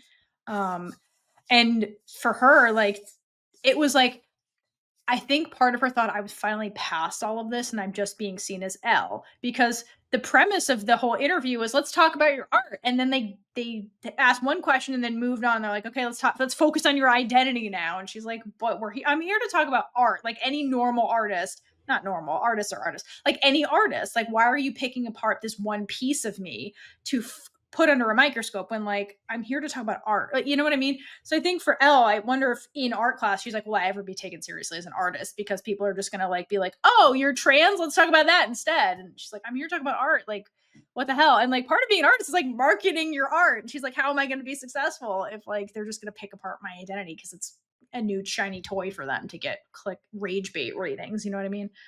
Yeah. I think also to your point of how it's so jarring for Tao in the interview is, I think it definitely, like to your point, is something that he isn't used to other people seeing. And I think like especially along the lines of like when you look at bullies like Harry, who it's very easy to simplify, like minimize them to just they're bullies. Because Harry was always very outspoken about how much he was like transphobic, homophobic, was very vocal about like it being a negative thing. Whereas this is kind of the other side of homophobia / transphobia, where people are ignorant. People aren't just outwardly being assholes and being mean. They're actually very ignorant in like thinking that they're doing the right thing or that they're trying to be a good, like the better person, but they're actually making things worse. They're actually still being very hurtful and then still refusing to acknowledge that what they're doing is hurtful. And so I think that is the part that Tao is seeing in this moment. He's just like, oh, and hadn't realized like this is the other part that trans people and queer people and everybody, like marginalized people, go through. So yeah, it's a lot more complicated than he realizes. And I think Elle even says like in this last scene, it's not like the interviewer was a bigot. She probably thinks she's an ally. Yeah. So yeah, like it's just the whole ignorance thing. That's true. But from sadness, we go back to lustfulness. Yes. With Nick and Charlie in the locker room. And basically, I think they're both checking each other out right now because they're getting changed and they don't even care about hiding anything at this point. To me, this scene was more like Charlie was just changing in front of Nick and was like okay with it, and then Nick was more checking out Charlie in my mind. And like he did catch Charlie looking at one point, and like you get the huge smile over Nick's face, which photographic evidence that Nick does like it when Charlie's peeping. He likes it. Yeah. I do think it's interesting. I might be totally reading into this way too far, but it was an interesting choice in this scene compared to the last scene where we see Charlie in just the button-up shirt. And in this scene, he doesn't just put the polo on, because that's kind of what I was expecting is, oh, well, since he's that confident now, maybe he'll just put the polo on. But he actually puts the sweater back on top after he takes a moment to look at himself in the mirror and has like that moment of, what do I do? And then puts the sweater on. So it's like either I'm reading way too far into this, and Charlie, you know, being the boy that he is, always cold. It's probably, I don't know, it could be just a very chilly day, because there are some other boys on the pitch who do put on sweaters as well, so he's not the only one. Again, I'm probably reading way too far into this. He could just be wanting an extra layer because it's a chilly day. But I was like, is he having a moment of taking a step back? Who knows? I mean, it does change the minute of the day too. Yeah, like, true. Yeah. Confidence can be fickle. But when they're heading outside to the rugby field, Nick gets an overwhelming urge to kiss Charlie. So that's what he does while walking to the rugby field. Good job. And this is why Charlie is playing rugby. Yes. For this reason alone. And Nick then asks Charlie to stay over one night. And then he asks, do you think your parents would be okay with that? I know my mom would allow it. Because yes, Nick, your mom is Olivia Colman. Duh. And we were robbed of the condom scene in the car. I'm just saying. We sure were. I still want it. I know. Yeah, that's one of those. That's one of those scenes that you couldn't do with Haley Atwell, because it wouldn't have made as much sense. Yeah, it has to be the mom in that sense. So I get why they didn't take it, but it's like, Olivia Colman, please come back so we can have it next season. Do it over FaceTime. I know. Anything. I will take anything. It has to be next season. If anything, it has to be next season for some reason. But when Charlie gets home, and probably as they're walking home from the bus, Tori bursts his bubble and says, there's no way mom would allow it. I mean, yes. Yeah, she's not wrong. And then Michael also speaks facts. Oh my God. He says that there's no point in their mom banning sleepovers, because if Nick and Charlie want to have sex, they're going to have sex. And I would just like to first say, I love you, Michael. I love you and all of your lines. You're the best. But second, yes. Yes, because if you're determined to do something, you're going to figure it out. And like, that's literally what they do in the show. I mean, like, okay, and that's the same reality of like the parents were like, I don't want my kids learning about sex in school. And it's like, your kid is going to do it either way. Either they do it unsafely or they do it safely. Like, they're going to figure it out either way. Like, it's the same. Yeah, they're going to start reading fan fiction and get wrong information. That's what I mean. And then calling out Kaylin. No, listen, I said that I learned from it too. It could be the right information. It depends on the fanfic. Don't go into the Omegaverse tag thinking you're gonna get accurate sex advice. Oh my gosh, that tag, man. The fact that there are some published books out there that have like that level of not correct information in the stories, yikes. Yes, yikes indeed. That's a whole nother topic. That is the outside the scope of this podcast. True. But good point. But Charlie's like, well, if you guys don't have any good advice, I'm gonna go upstairs. This is weird. And Tori's like, my advice is to sneak out, which I love you, Tori. I love you as well. And Michael says, my advice is that a sleepover is unnecessary for the activity in question. And just wrong. the way that this line is just said, though, I just, Michael's the best. Michael is the best. Yes, Michael. But in this scene, you see Tori kind of leaning against the wall, and she kind of looks a little more relaxed in her home. True. And it's just nice to see her be able to connect with someone. Like, Michael and Tori, even just friends, they're the best. I love the friendship. I need to see more. We've been saying this.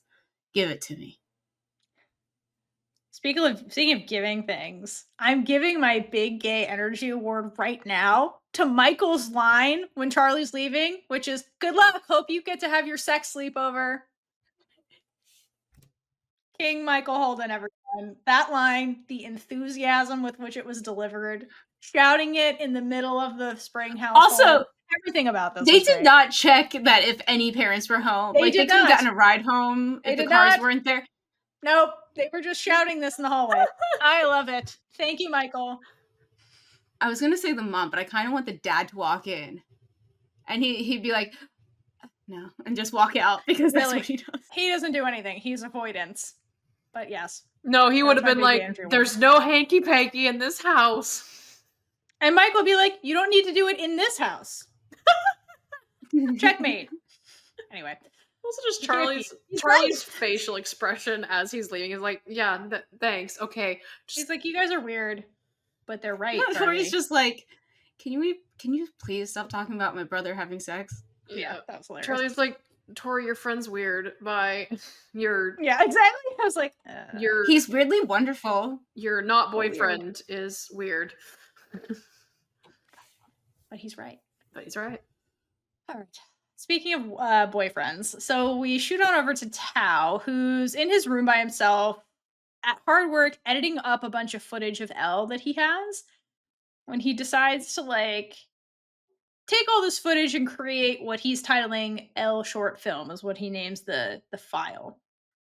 And as mentioned previously, Tao would literally fight the entire world for Elle, and truly his best weapon is his cinematography skills and the power of romance. So he's combining those two things to make a little project for Elle, which is super sweet. And I love this scene of just him by himself working on this, because he's smiling and you can see how genuinely happy he is putting this together, because it's his two major passions are converging. It's Elle and then making movies, which he gets a lot, he seems in his element in.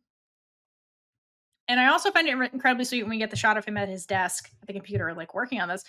Is that in the background is the little sunflower that Elle got him, and it's just it's right by his desk. So he's it's just so cute. It's the equivalent of having a photo of you and your significant other. He's got the little Elle reminder right there for inspiration. It's so cute. He has it on display. Tao is the cutest. We love a man who shows off what is the gifts from his girlfriend. Yes, so sweet. We do. It's very sweet. I also love that Tao has upgraded from beanies to scarves because he's a filmmaker now. Yes. Oh my god, it did give me air of sophistication. I'm an artiste. He's in France putting things together. Yeah, I got that vibe from him. I do love that. Yeah. Also just the continuous Heartstopper theme of having any excuse to add anything rainbow into this without being over the top. And in this scene, it is the adorable keyboard that Tao uses. It's got rainbow keys on it, which I'm like, where can I buy this? It's really cute. It's so cute. I do love that he has that. I'm you're not a gamer, Tao, so it's really interesting that he has this gaming keyboard, but it's very cute. Maybe he is a gamer. He just only ever plays Stardew Valley. You know what? Tao would in the middle of the night. Can't sleep. That could be a whole different conversation of which characters play Stardew Valley and who would they marry. That's a whole different video. That'd be a fun one, though. Okay. So, unfortunately, we're going to leave Tao alone while he's being super cute and working, and we're going to shoot on over to Tara taking Nick up on the offer to drive her to dance class. And during the car ride, this is when they have their intimate conversation, and they talk about sex. So, Nick mentions that So Tara's basically like, listen, she's like, here's all the things me and Darcy have done. We wait for a house to be empty, like all these things. She's like, this is our strategy for like being alone to have sex, because you don't need a sleepover to have sex, like Michael said. And then she mentions, sorry. I said including school. I was just getting there. And she's like, well, Nick, also school exists. And Nick is like, the audacity of you to even do that. Like the way he looked, like, oh my God, I can't believe you two. But like, can't you though? Didn't they say they locked themselves in like the music room, like the music closet one time? So how else would you pass the time? And like Tara's like low-key proud of herself, which I fucking love. But Nick mentions, he's like, I don't think this is going to work for me and Charlie because we have a history of being walked in on constantly. So that was probably a bad idea.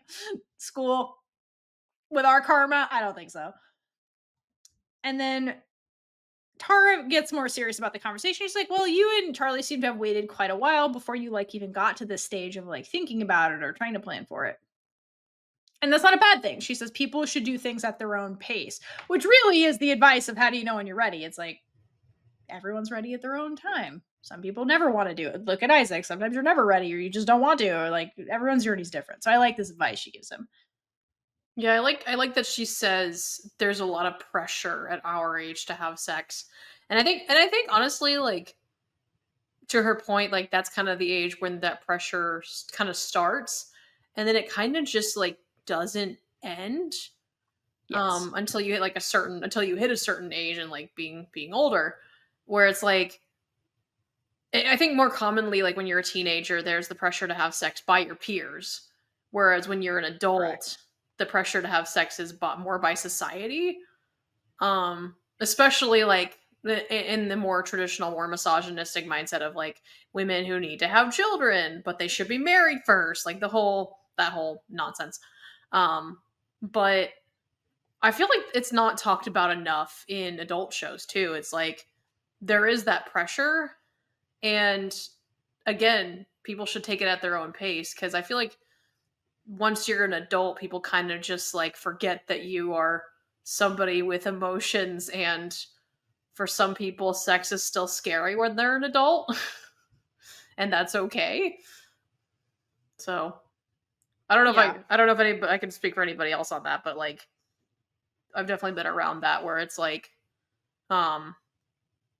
growing up as a person who's like more on the asexual spectrum, but not like fully asexual, but like being around people and just hearing all about it, and like the expectation of, well, you're already 25, so like this should be like how you function. This should be your life now. This should be your relationships now. It's like, for you, maybe that's great. That's perfect. Like, to each their own, but that's not my life. So I recently got told, how old are you? You're 27? How have you not been in a relationship? I'm like, thanks for the question that I don't know how to answer. Yeah, I remember this is a friend of mine. So this is kind of a different subject, but like a friend of mine, she physically like has an inability, like she has a health thing. She cannot have kids physically on her own. She can like through IVF and stuff, but like it's a whole different thing. And she went to the doctor and they asked her, like, she's my age, she's 29, and they asked her like what birth control she's on, and she's like, I'm not on birth control. And they're just like, first of all, they just assumed that she was having sex because she's 29, and then they're just like, well, you need to be on birth control. She's like, I don't need birth control. And they're just like, why are you not having sex? And she's like, well, no, but it was kind of wild that their first assumption is like, what are you on? It's like, I'm not. Well, you should be, because surely you're having sex, right?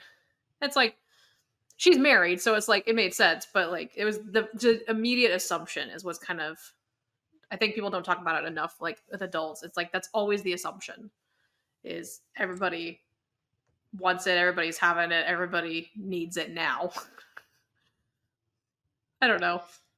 Yeah, for something that's seen as like forbidden in like this weird puritanical society wherein there's so much emphasis on it. It's almost like when you make something illegal or like off limits, people hyperfixate on it more than if you just treat it as it's a biological thing that creatures do. Get over it. Right. But anyway, we are where we are.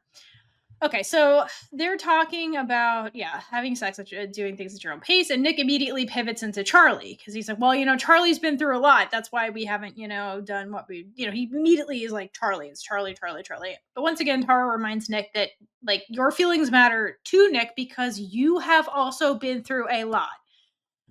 And I get where Nick is coming from because he saw secondhand how bad things got for Charlie and how hard Charlie struggled to get through his mental health crisis and all the things he was dealing with.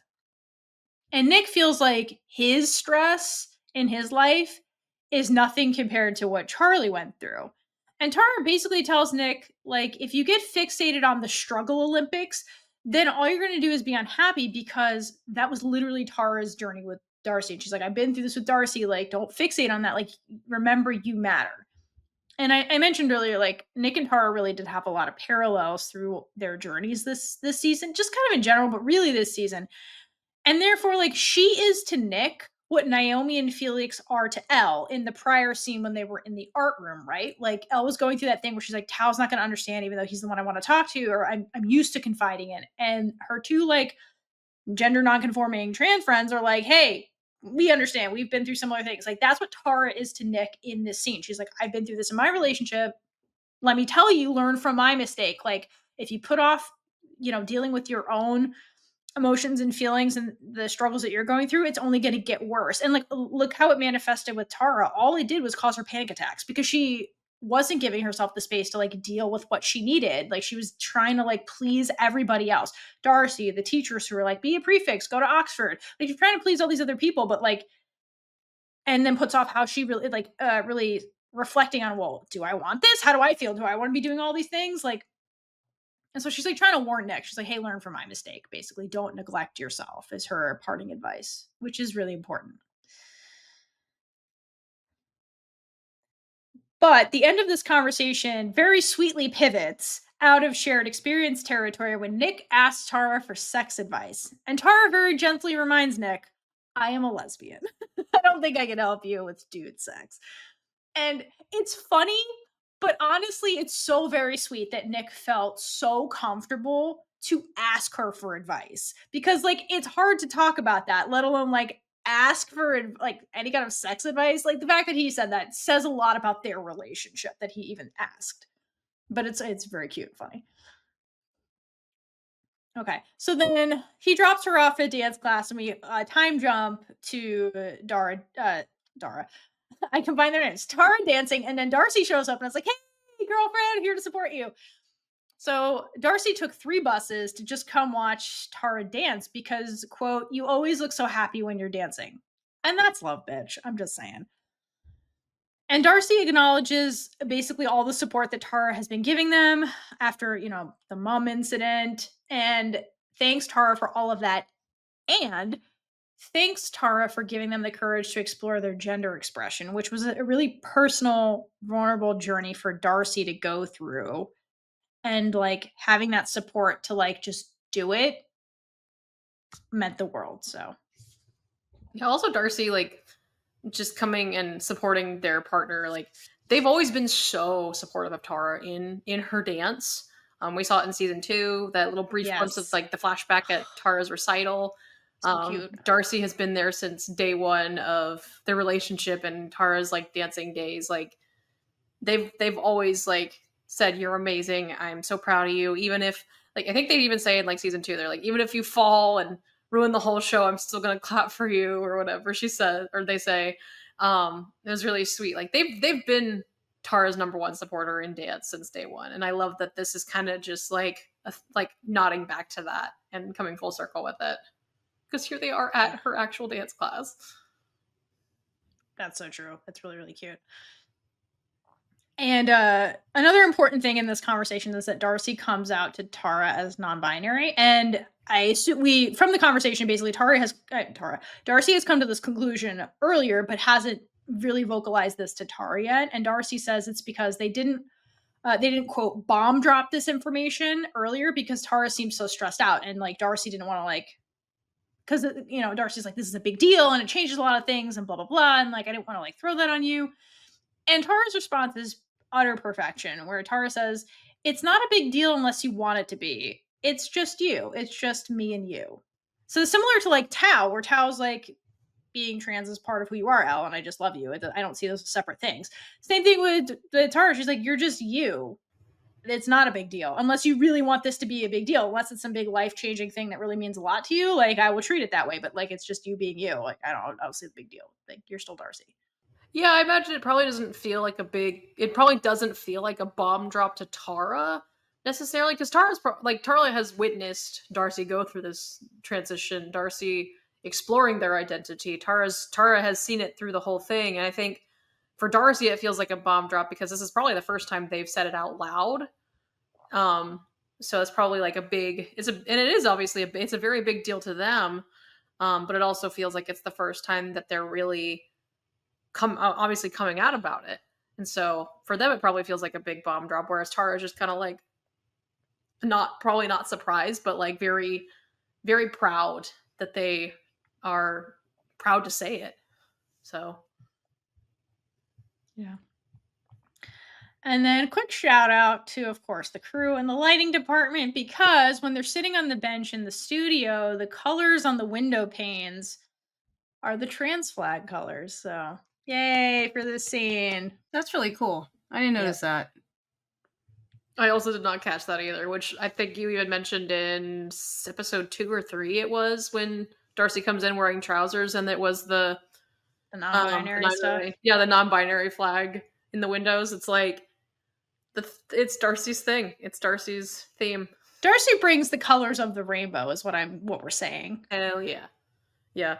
Also just want to on top of that appreciation, I want to just point out the fact that I don't see a single mirror in the studio, which I found so refreshing to see, because that's like a common design in a dance studio is there's mirrors everywhere, so you can see yourself, so you can see the teacher, so the teacher can see the students. That's, I think, the biggest thing is like, so the teacher can see the students while they're still demonstrating, but also so the students can see their lines. Yeah, exactly. Yeah. So, but I kind of appreciate that it kind of adds to the whole this class is purely for fun, it's for enjoyment, and Tara is not under pressure to be perfect in this class because she can't even look at her own reflection.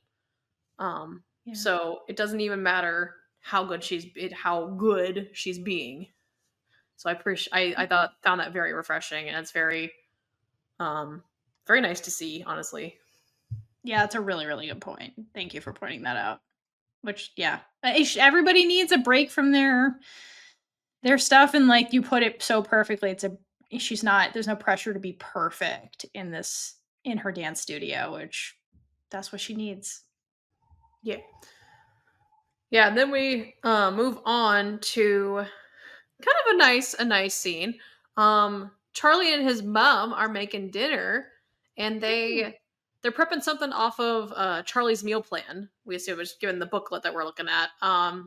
And the only thing we really get to see is that there's carrots, broccoli, and potatoes that they make. So we're not really. I want to know what they were making, because it sounds delicious, whatever it was.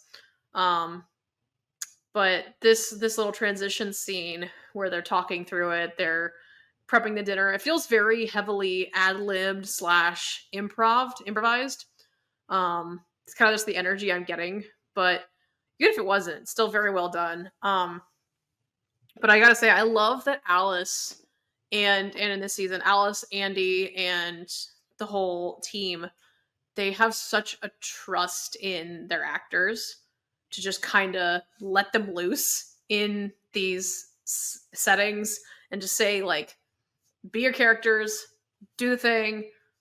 I don't care how you do it, just do it.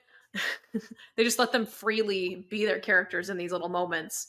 And it kind of adds like just this fresh take on this kind of moment. And I really love that they have like that kind of faith in their actors to like, there's that trust there that they know that they're going to get the job done and they're going to do it well.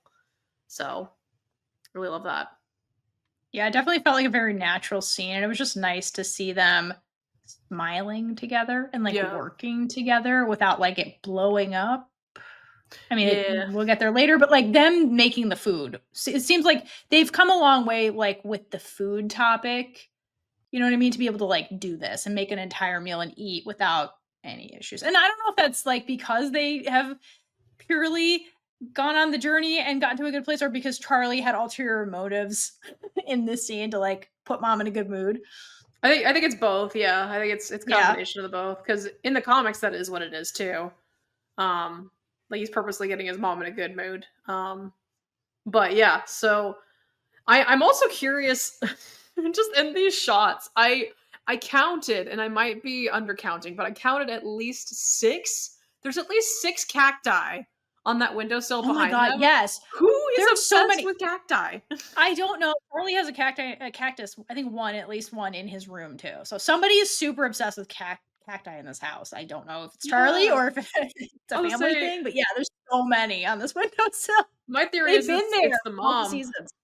Yeah, my theory was it was the mom, but I'm just like, I didn't think about that. But yeah, Charlie has one in his room, so I'm like, maybe it's Dad's secret obsession because he's quiet. I feel like growing plants would be something he'd be into. Julio could totally. Dad gives that as gifts for every occasion. Cactus, and Tori's like, "What am I gonna do with this?" So she gave it to Charlie.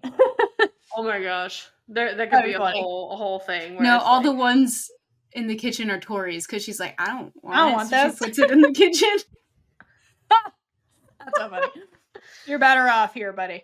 Yeah, I'm just like, why are there 6? There's 6 of them, and then there's like all the other plans and everything. So I'm like, well, somebody likes decorating. Now I have to go back and look at the other seasons and be like, were all these plants already here? Because I just now noticed all these plants. I'm pretty confident they were, but yeah, I'd have to rewatch too. Yeah. Also, just a little cute thing. You hear Charlie at some point. He's holding like a jar of something that says, "Is this rosemary?" And it makes Jane laugh, and it's really cute. I take it that jar wasn't labeled, and that's why he had to ask, "Is this rosemary?" We all know that Nick's the cook in their relationship, so it's fine. Yes. Yes. Yeah. The family cleans up after dinner after the scene, and this is when Charlie thinks, okay, she's in a good mood, so I'm going to ask about having the sleepover with my boyfriend. And her answer simply at first is, well, yes, at some point. Which is honestly, in my mind, it was a very reasonable answer. She wasn't saying no, but she wasn't saying like, yeah, you can do it right now. Absolutely. And I really feel for her in this scene because like, she knows like her reasoning for not right now, like at some point, she says like, you do have your exams coming up, which, exams can be very stressful naturally, like that's a very understandable thing, and Charlie can get very stressed out with schoolwork just like any other teenager, whereas Charlie on the other hand takes this as her saying no because he's mentally ill, which I get it from both sides. That's kind of where Charlie has felt like she's been walking on eggshells with him this whole time. Which is still something that they're both healing from in their relationship as mother and son. But that's also where this family still has a lot of room to grow in their communication, for sure. But also, Tori comes over and chimes in, and she asks what Mom is so worried about, which I can imagine Jane in her mind probably feels very cornered by that. And that she's losing control of the situation. She kind of feels like her kids are ganging up on her a little bit, probably in that moment. So, yeah, probably. I mean, I don't think she's in the wrong in this conversation at all. Because again, Charlie's a minor, like, you know, and like he's asking to sleep over at his boyfriend's house, and like she points out, she's like, "You have exams coming up and stuff," and I'm just like, I'm worried about this. Like the time, I'm not saying no, never. I'm just saying the timing. Can we please revisit this after your big exams are over? Like, cause like she knows what he's asking. He's like, what you're asking is a big deal. And like, can you meet me halfway? And he just blows up on her. And it's like, is she wrong? She's your mom. Like, she's not being malicious and dismissive in this. She's trying to talk to Charlie and he just blows up on her. So I like feel very bad for Jane in this situation. And like, yeah, you can definitely read it as like Tori's trying to support Charlie, but like Jane could easily feel like, okay, why are you ganging up on me? I'm not being unreasonable in this conversation. Yeah. I have to wonder if part of that's like it reminds her of her parents too. Yeah, she feels triggered to me in this scene, especially the end where like they go by the door and like the dad's there and he's like, "Are you okay?" I feel like she's Oh my triggered God. in this conversation as well. And like she's fighting her getting triggered with trying to communicate with Charlie, and it's like mom is the evil one in Charlie's eyes always, and it's like, yeah, I think part of it could like on Charlie's side it could stem from like we had this happen last year where right. literally last year when she told him you can't hang out with your boyfriend because you need to get your schoolwork done, you're behind, which at the time also she wasn't wrong, he was behind in schoolwork, Right. he needed She to get wasn't his essay wrong. done. But obviously like she was taking a lot of extremes with like you cannot see your boyfriend ever, which did seem like it was a lot at the time. But again, she wasn't wrong. He was behind in school.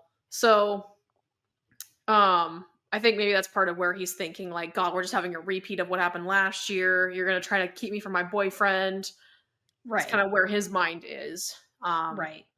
But it is kind of heartbreaking because you can kind of see when he storms out, like you can just see like she is trying not to cry.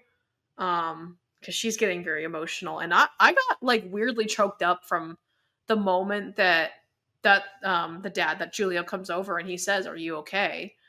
Because I just like I don't know, I got into like this thought of like, first of all, it's kind of a shame that I get why we don't see it, but it is kind of a shame that we don't see the flashbacks that were in the comics of Jane with her mom and how her mom was very abusive when she was a kid. And that's part of what Jane is trying to not be, but it also helps us understand that this is the person that Jane grew into, and this is part of how that happened. But I get like why, for the sake of the story, why we didn't see it, because like obviously this isn't her story. It's a lot easier to tell it in a comic form, all that stuff. But also we got a baby Farouk for 3 seconds. We could have gotten that. That is true. That's fair. Maybe next season. Maybe next season we get a baby Jane. That'd be great. But yeah, I do understand why we didn't cut away. Yeah. Or anything. I think so it got me emotional seeing him come up to her and ask if she's okay. And I think just because like I've read like the story of how those two met and like how they fell in love and everything. Like, and it's a really sweet story that Alice wrote about them. But also knowing that probably over time, over the course of their marriage, he has learned more and more about her past and probably has witnessed a lot of it firsthand, like at the beginning of their marriage, like with having to deal with the in-laws and becoming the in-law and everything. Like he's probably had some of that experience firsthand, so he's probably the only person that really understands his wife. So. Especially in this household, because like the kids have no idea, and they treat mom like they have no idea like what she's been through as a person. Yeah. Because she probably didn't tell them any about it. I mean, they could. Yeah. You can kind of see it when the mom's over, but they have their own shit going on. Yeah, they don't really see it from your mom kind of treats you like shit. They kind of see it as like grandma's treating me like shit. It's like the thing when you're a teenager, like the world still revolves around you, so you don't see your parents as people yet. Like perhaps when they get out of the house and like in 10 years, and they'll be like, okay, mom, what the hell? Like they'll see mom as a human being, and then maybe this relationship will change. But like right now, they're kids. They don't see mom and dad as people. They're just like someone who looks out for me or somebody who's in my way when I want something. And it's like, because again, Charlie's motivation is me. He's not thinking about mom. He's thinking about me. And so, and which is a very, adolescent mindset. Like that's how your world operates. It's, I want this, you're in the way kind of thing. So. Yeah. Okay. So over to the next scene with Tao and Elle. Tao has set up a whole movie projection to show Elle the film he made her. And before they start watching it, he explains that he knows that she's been feeling uninspired by her art lately, which we've already said is very, very sad. And he goes on to explain to her that it reminded him of when he cheered Charlie up with the film that he made while Charlie was in treatment. And this whole thing is just really cute because you see the passion behind his art, and like this is him getting lost in his art form, and it shows how similar Elle and Tao really are. It may be two different mediums, but they both have a love of art, and we saw that in season 2 at the art museum that they went to alone. But Tao says, it was the first time that I felt like I could create something that put joy into the world. And that's probably how Elle felt about her art too, until the world had to mess it up for her. So there's just a lot going on, and I do love that they can bond over this and how passionate Tao is about making this film to hopefully have Elle see herself in a different light. Yeah. Also the fact that Tao set all of this up in Elle's bedroom. This is in Elle's room that this is all happening. So it's like he had to basically have her leave the room and have her be like in the rest of the house while he's setting this up and then bring her back in, which I thought was really sweet. It's so cute. He's like, again, Tao would do anything for Elle. It's so cute. And what I love about this movie is that, because again, where we started Elle's journey in this episode is it's her looking at her own portrait and having a bunch of self-doubt because of the event that happened at the recording studio for the podcast. And then here's Tao basically showing Elle, like, this is a self-portrait in video format. And he's like, this is how I see you. This is how we all see you. Because the self-portrait is how Elle sees herself. And she's like, this is how other people see you that aren't this like homophobic, weird person that was asking you really weird, inappropriate questions. And I think to her, it's reassuring that while Tao doesn't know what it's like to walk in her shoes, he, despite the differences, he does, there is understanding and love there, despite their life experiences not being 100% the same, or like him not being able to like truly step-by-step understand her experience being trans and having these weird interactions with people because, they're fixated on that part of her, not her as a whole. So I do like the way this kind of restores her faith in herself by seeing this other form of a self-portrait, basically. Yeah, that's a good point. And it's not just how he sees her, it's showing that he does see her for her and not an object like she was treated. So he's just trying to repair all of that for her.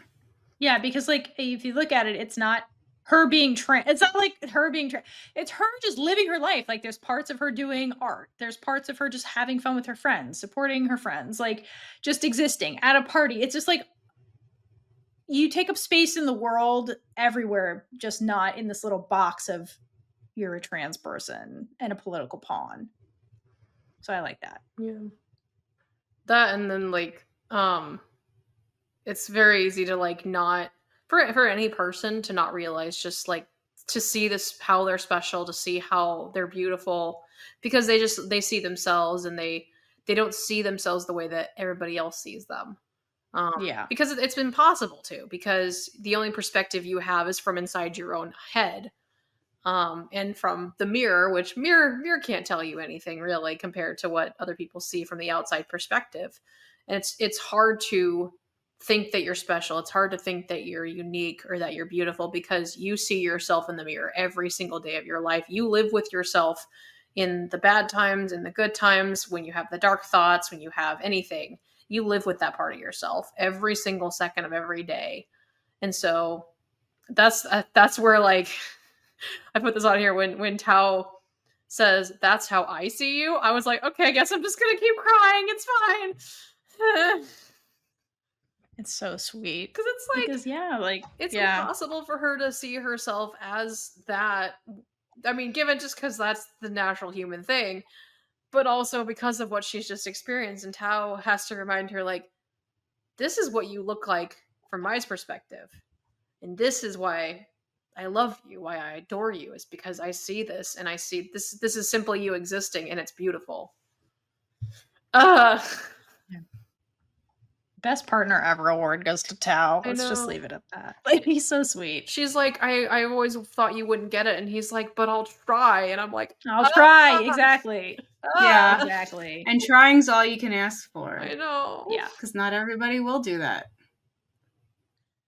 Next, we shoot on over to Nick, who is in his room taking some me time to look into universities, because this is something he's been kind of putting off, like researching, rather than just being like this one next to Charlie. So it's pretty clear from like the websites alone which one Nick feels more affinity towards, because the Leeds website is colorful and it's got a rugby page. And if you look at, which is Nick's interest, and if you look at the photo, like it's a very dynamic, natural looking photo. It's almost like somebody took a picture of people at Leeds actually playing rugby. Compared to the Kent website, the website, first of all, it's black and white. All the tabs. He goes through multiple tabs and they're all black and white. And then the people in it look like Adobe stock photos. Like it's like actors who are posing, and they're not really there's nothing defining about the college in the background. It's just like people in a room smiling at each other. Like everything just seems really dull and generic. And so it's like not speaking to Nick on a personal level, where like by web design alone, you can see where Nick's headspace actually is. It looks like it should be a tutoring center. Right. It's like there's nothing like defining about Leeds in the photo from the description. It's very just like, come here to get an education. Yeah, like to your point, I like that they like put it like the photos themselves, they don't have any color in them, and it does look very like stock photo-y, to your point. And I like that it does show like it's a university. It's probably a solid college. It's probably a great university. Yeah. But in this scene, we see this is not going to be the place for Nick, because we are seeing it from Nick's perspective, and I like that is the choice, the artistic choice they made to say like it's probably a great university, because like in the photos, people are smiling. They look like they're very determined to have a good education. Whatever. It seems like it could be a good university, but it's not. It's not Nick's vibe. And that's how colleges are. It's a college can be great, but it might not be for you. So yeah, exactly. This is not like to your point, this is not a comment on either of these schools. This is how Nick feels. And like you said, the set, whatever intern put this together for the show is showing you this one is speaking to Nick and this one isn't. That's all it's saying. And so Nick is frustrated by this, and he tosses the computer, grabs his phone, and goes to his happy place, which is Charlie's Instagram, or photos of Charlie just in his phone.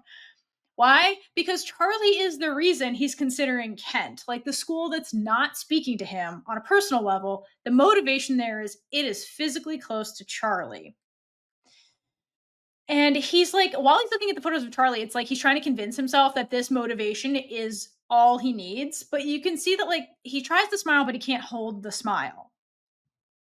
So it's really clear, like from this little scene with Nick not speaking, that like Leeds is the university that fits him, like him alone the best. It's the best fit for him. But choosing himself in this scenario would mean not choosing Charlie. I think this is how he's thinking about it. And again, university, like there's a many factors that go into choosing, schools, secondary schools, jobs, and like your personal fit is part of the equation, but like family could be another. Like if you're a caregiver, like location might just be a big factor. Money might be a big factor. I'm just in general not talking about Nick's circumstance.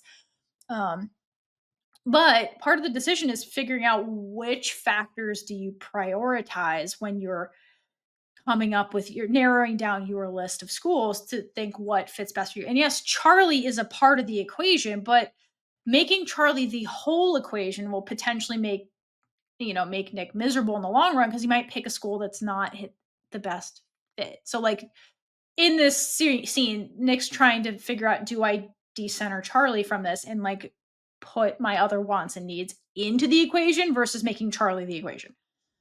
And I think part of that is that Nick is scared of what will happen to Charlie, because every scene we've seen in this episode, whenever Nick is asked a question, the first response is Charlie this, Charlie that, Charlie this, Charlie that. So I think his brain first goes to, well, how's Charlie going to react to this? Will he relapse? And is it going to be my fault? Then how do I get to him? What if he ends up back in a rehab? Like, I feel like his brain goes down that road first, because in his brain, he's centering Charlie. And he doesn't know how to like decenter, and if that's okay for him to do, because like he's still in the struggle Olympics where he's like, Charlie has it worse than me. Is it really so bad if I'm not 100% happy? Like, he's starting to spiral, which understandable, right? And as Nick's full on panicking, Charlie shows up unannounced, and he vents to Nick about what happened with Mom and is saying, I wish everyone stopped walking on eggshells around me. And ironically, this is what Nick is actually doing by not being super honest about wanting to go to Leeds, or like not wanting to go to Kent, rather, by entertaining the idea of another school, because he probably told Charlie, this is what I'm going to do. And Charlie's like, great, you're not leaving me. Great. And then now Nick's thinking about leaving, and he's like, he's not telling Charlie because he's worried about his reaction, which is walking on eggshells around Charlie. But like, I don't think Nick is conscious of that's what he's doing. He's just like kind of spiraling. So in this conversation, Nick admits that he thinks Charlie is the strong and self-assured one in their relationship, and that he thinks he's the fragile one. Because we've been saying this, and we all can see this, that Nick and Charlie do have a codependent relationship. But here, Nick feels like he doesn't know who he is without Charlie. And like, we've seen him go on this journey since season 1 to now, where like he became, and he says it in this conversation, he became more aware of himself, parts of himself that he never thought of or like never acknowledged. And Charlie was a safe space for him to like explore who he is.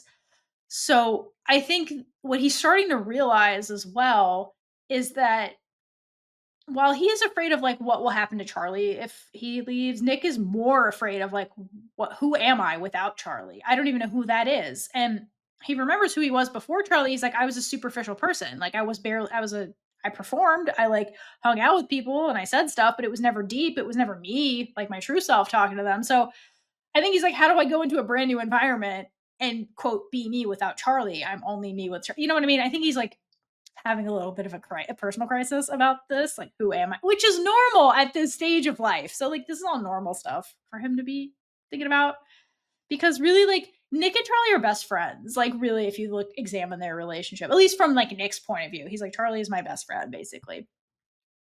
And, Charlie's been that safe space for him to like express himself. And I think Nick is terrified of losing that, especially going into a brand new environment with brand new people. Like, that can be scary. I mean, Charlie's the first person to actually see him, because you see the rugby lads in the beginning of the show. The relationship is very superficial. And the whole friend group, really, this is the first time people see him. Like, before that, it's just, at least he had Olivia Colman, but he had David, and then the rugby lads, and Tara, a lot of toxicity. I forgot. Well, like, their relationship they did. It developed as he and Charlie's relationship developed. Those kind of happened at the same time, because, But Tara's been a good friend now, but yeah. Yeah, and then like, but before all of it, they get into like the conversation where Nick openly like says he feels kind of lost without Charlie, and I think it's fair and it's perfectly okay for him to say like Charlie coming into his life is one of the best things that ever happened to him. It's perfectly fair to say, because it really was, because it opened up this whole new world of who he was to him, and obviously like he would have gotten there eventually without Charlie, probably, but Charlie walking into his life and making him fall in love, making him find this part of himself by realizing he had feelings for Charlie that he'd never felt for a boy before, definitely opened up this whole new world to him, and definitely and in the long run brought him this group of friends that he had never experienced before, as far as we understand. And Charlie just being the forever supportive partner who loves him and supports him in everything. So I think that's definitely, it's fair enough to say that Nick doesn't want to lose that. Nick or Charlie being one of the best things in his life, like in the whole idea that he's going to lose him when he goes off to school. It's that fear of like, like we know as adults, like you can make it work. Like you leaving, and the Tao and Elle went through this. It's like, you leaving doesn't mean we're gonna stop being together. You being gone doesn't mean it's forever. And I think that is the thing that it's hard to understand as a teenager. Is it's not forever. It doesn't have to be forever. It is temporary, and you have to make it work, but it's not forever. Long distance doesn't have to be. But the thing I do appreciate is when Nick tries to kind of backtrack and he goes, "Oh, it's stupid." Charlie says, "No, what do you mean?" And this is the thing that I have forever loved about their relationship, is that they always hear each other out. Like, when one of them is feeling certain things, they're upset, they're stressed, they're just having any kind of strong feelings, the other person like gives them that space to open up. And even when they try to say like it's stupid or it doesn't make sense or it doesn't matter, they're like, no, I'm listening. What is it? It's not stupid. Whatever you're feeling, I'm listening. So that's one of my favorite things about them. And that's part of where that communication always comes from with them, is just like, no, it doesn't matter. Even if it is stupid, tell me. I want to hear it. So. Yeah. They're Nick and Charlie. Yeah. So I like the chart because, again, like, this goes back to like the Tara and Nick stuff at the beginning. Like, Nick is the strong person. He's not used to like accepting help. So it takes Charlie pushing to be like, no, seriously, like, tell me, for him to like accept the help that Charlie's offering by like being the one to comfort him. Same thing with Tara. Tara's kind of the same with Nick in the beginning. So again, there are parallels between these two the whole time. So yeah, I like that they get to this part, because why is Charlie here? Charlie came here to vent about his problems, and he's like, oh wait, Nick is going through something. Let's focus on it, because Nick, your feelings matter too. So I'm glad that Charlie validated that for him, because I feel like he's been bottling it up. I think him going away to college or university would actually be good for him too, to explore life in general more, because like when he's with Charlie, it's all in on the relationship. So I think maybe for both of them, yeah, it'll be hard. We see that with Tao and Elle, right? Well, Tao right now, Tao is a lovesick puppy when Elle is away, but it would really let them explore themselves as people more. Yeah, for sure. All right, so Charlie comforts Nick, and then we transition into Nick and Charlie's first time together. Yeah, and right when they start kissing, another nod to the music. Here we go with part 2 of Nick and Charlie's kiss theme. Right as they start kissing, the part 2 of the theme song from season 1, that when they have their first kiss, comes back in. It is now in a higher key, and it's a faster tempo, and it's helping demonstrate how much more intense. Because in season 1, it's a very slow. It's very like, there's some tone, like some vamping in the background, some like chords that come in that there's a background melody that's kind of in a lower range. I don't know if I'd consider it in the bass clef, because it's not quite that low, but it's like a background melody that plays along with the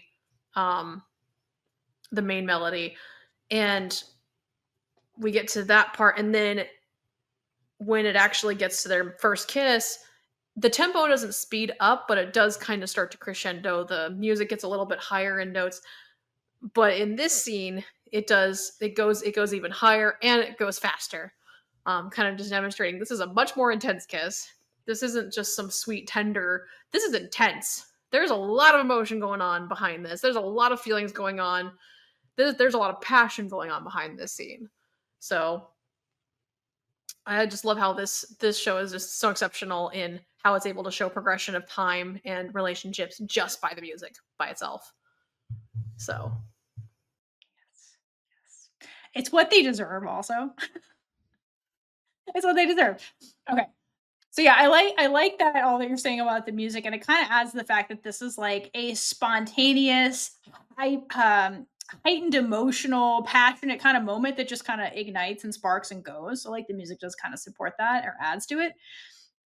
And something that I like during this scene with the two of them is that Charlie removes his cardigan, but he keeps his shirt on.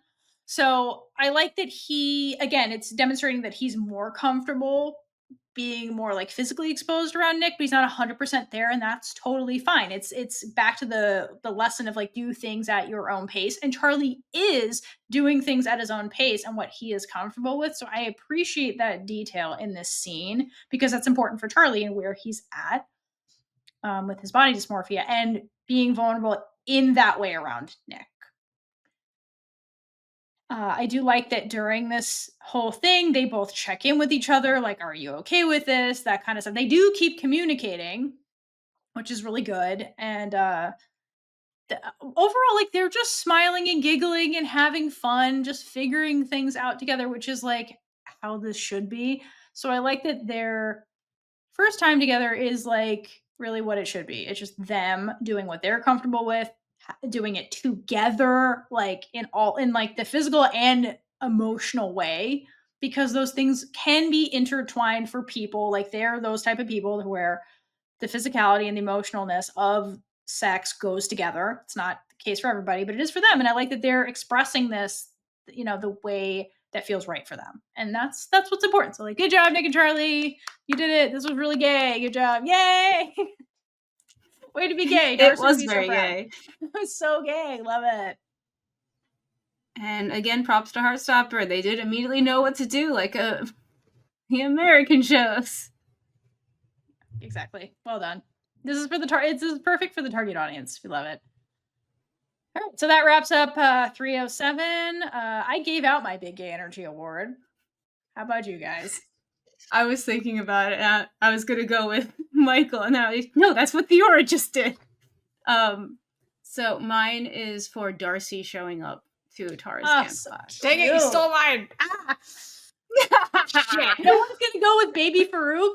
That was also good. Oh shit! I'm like, what do we do here? Okay.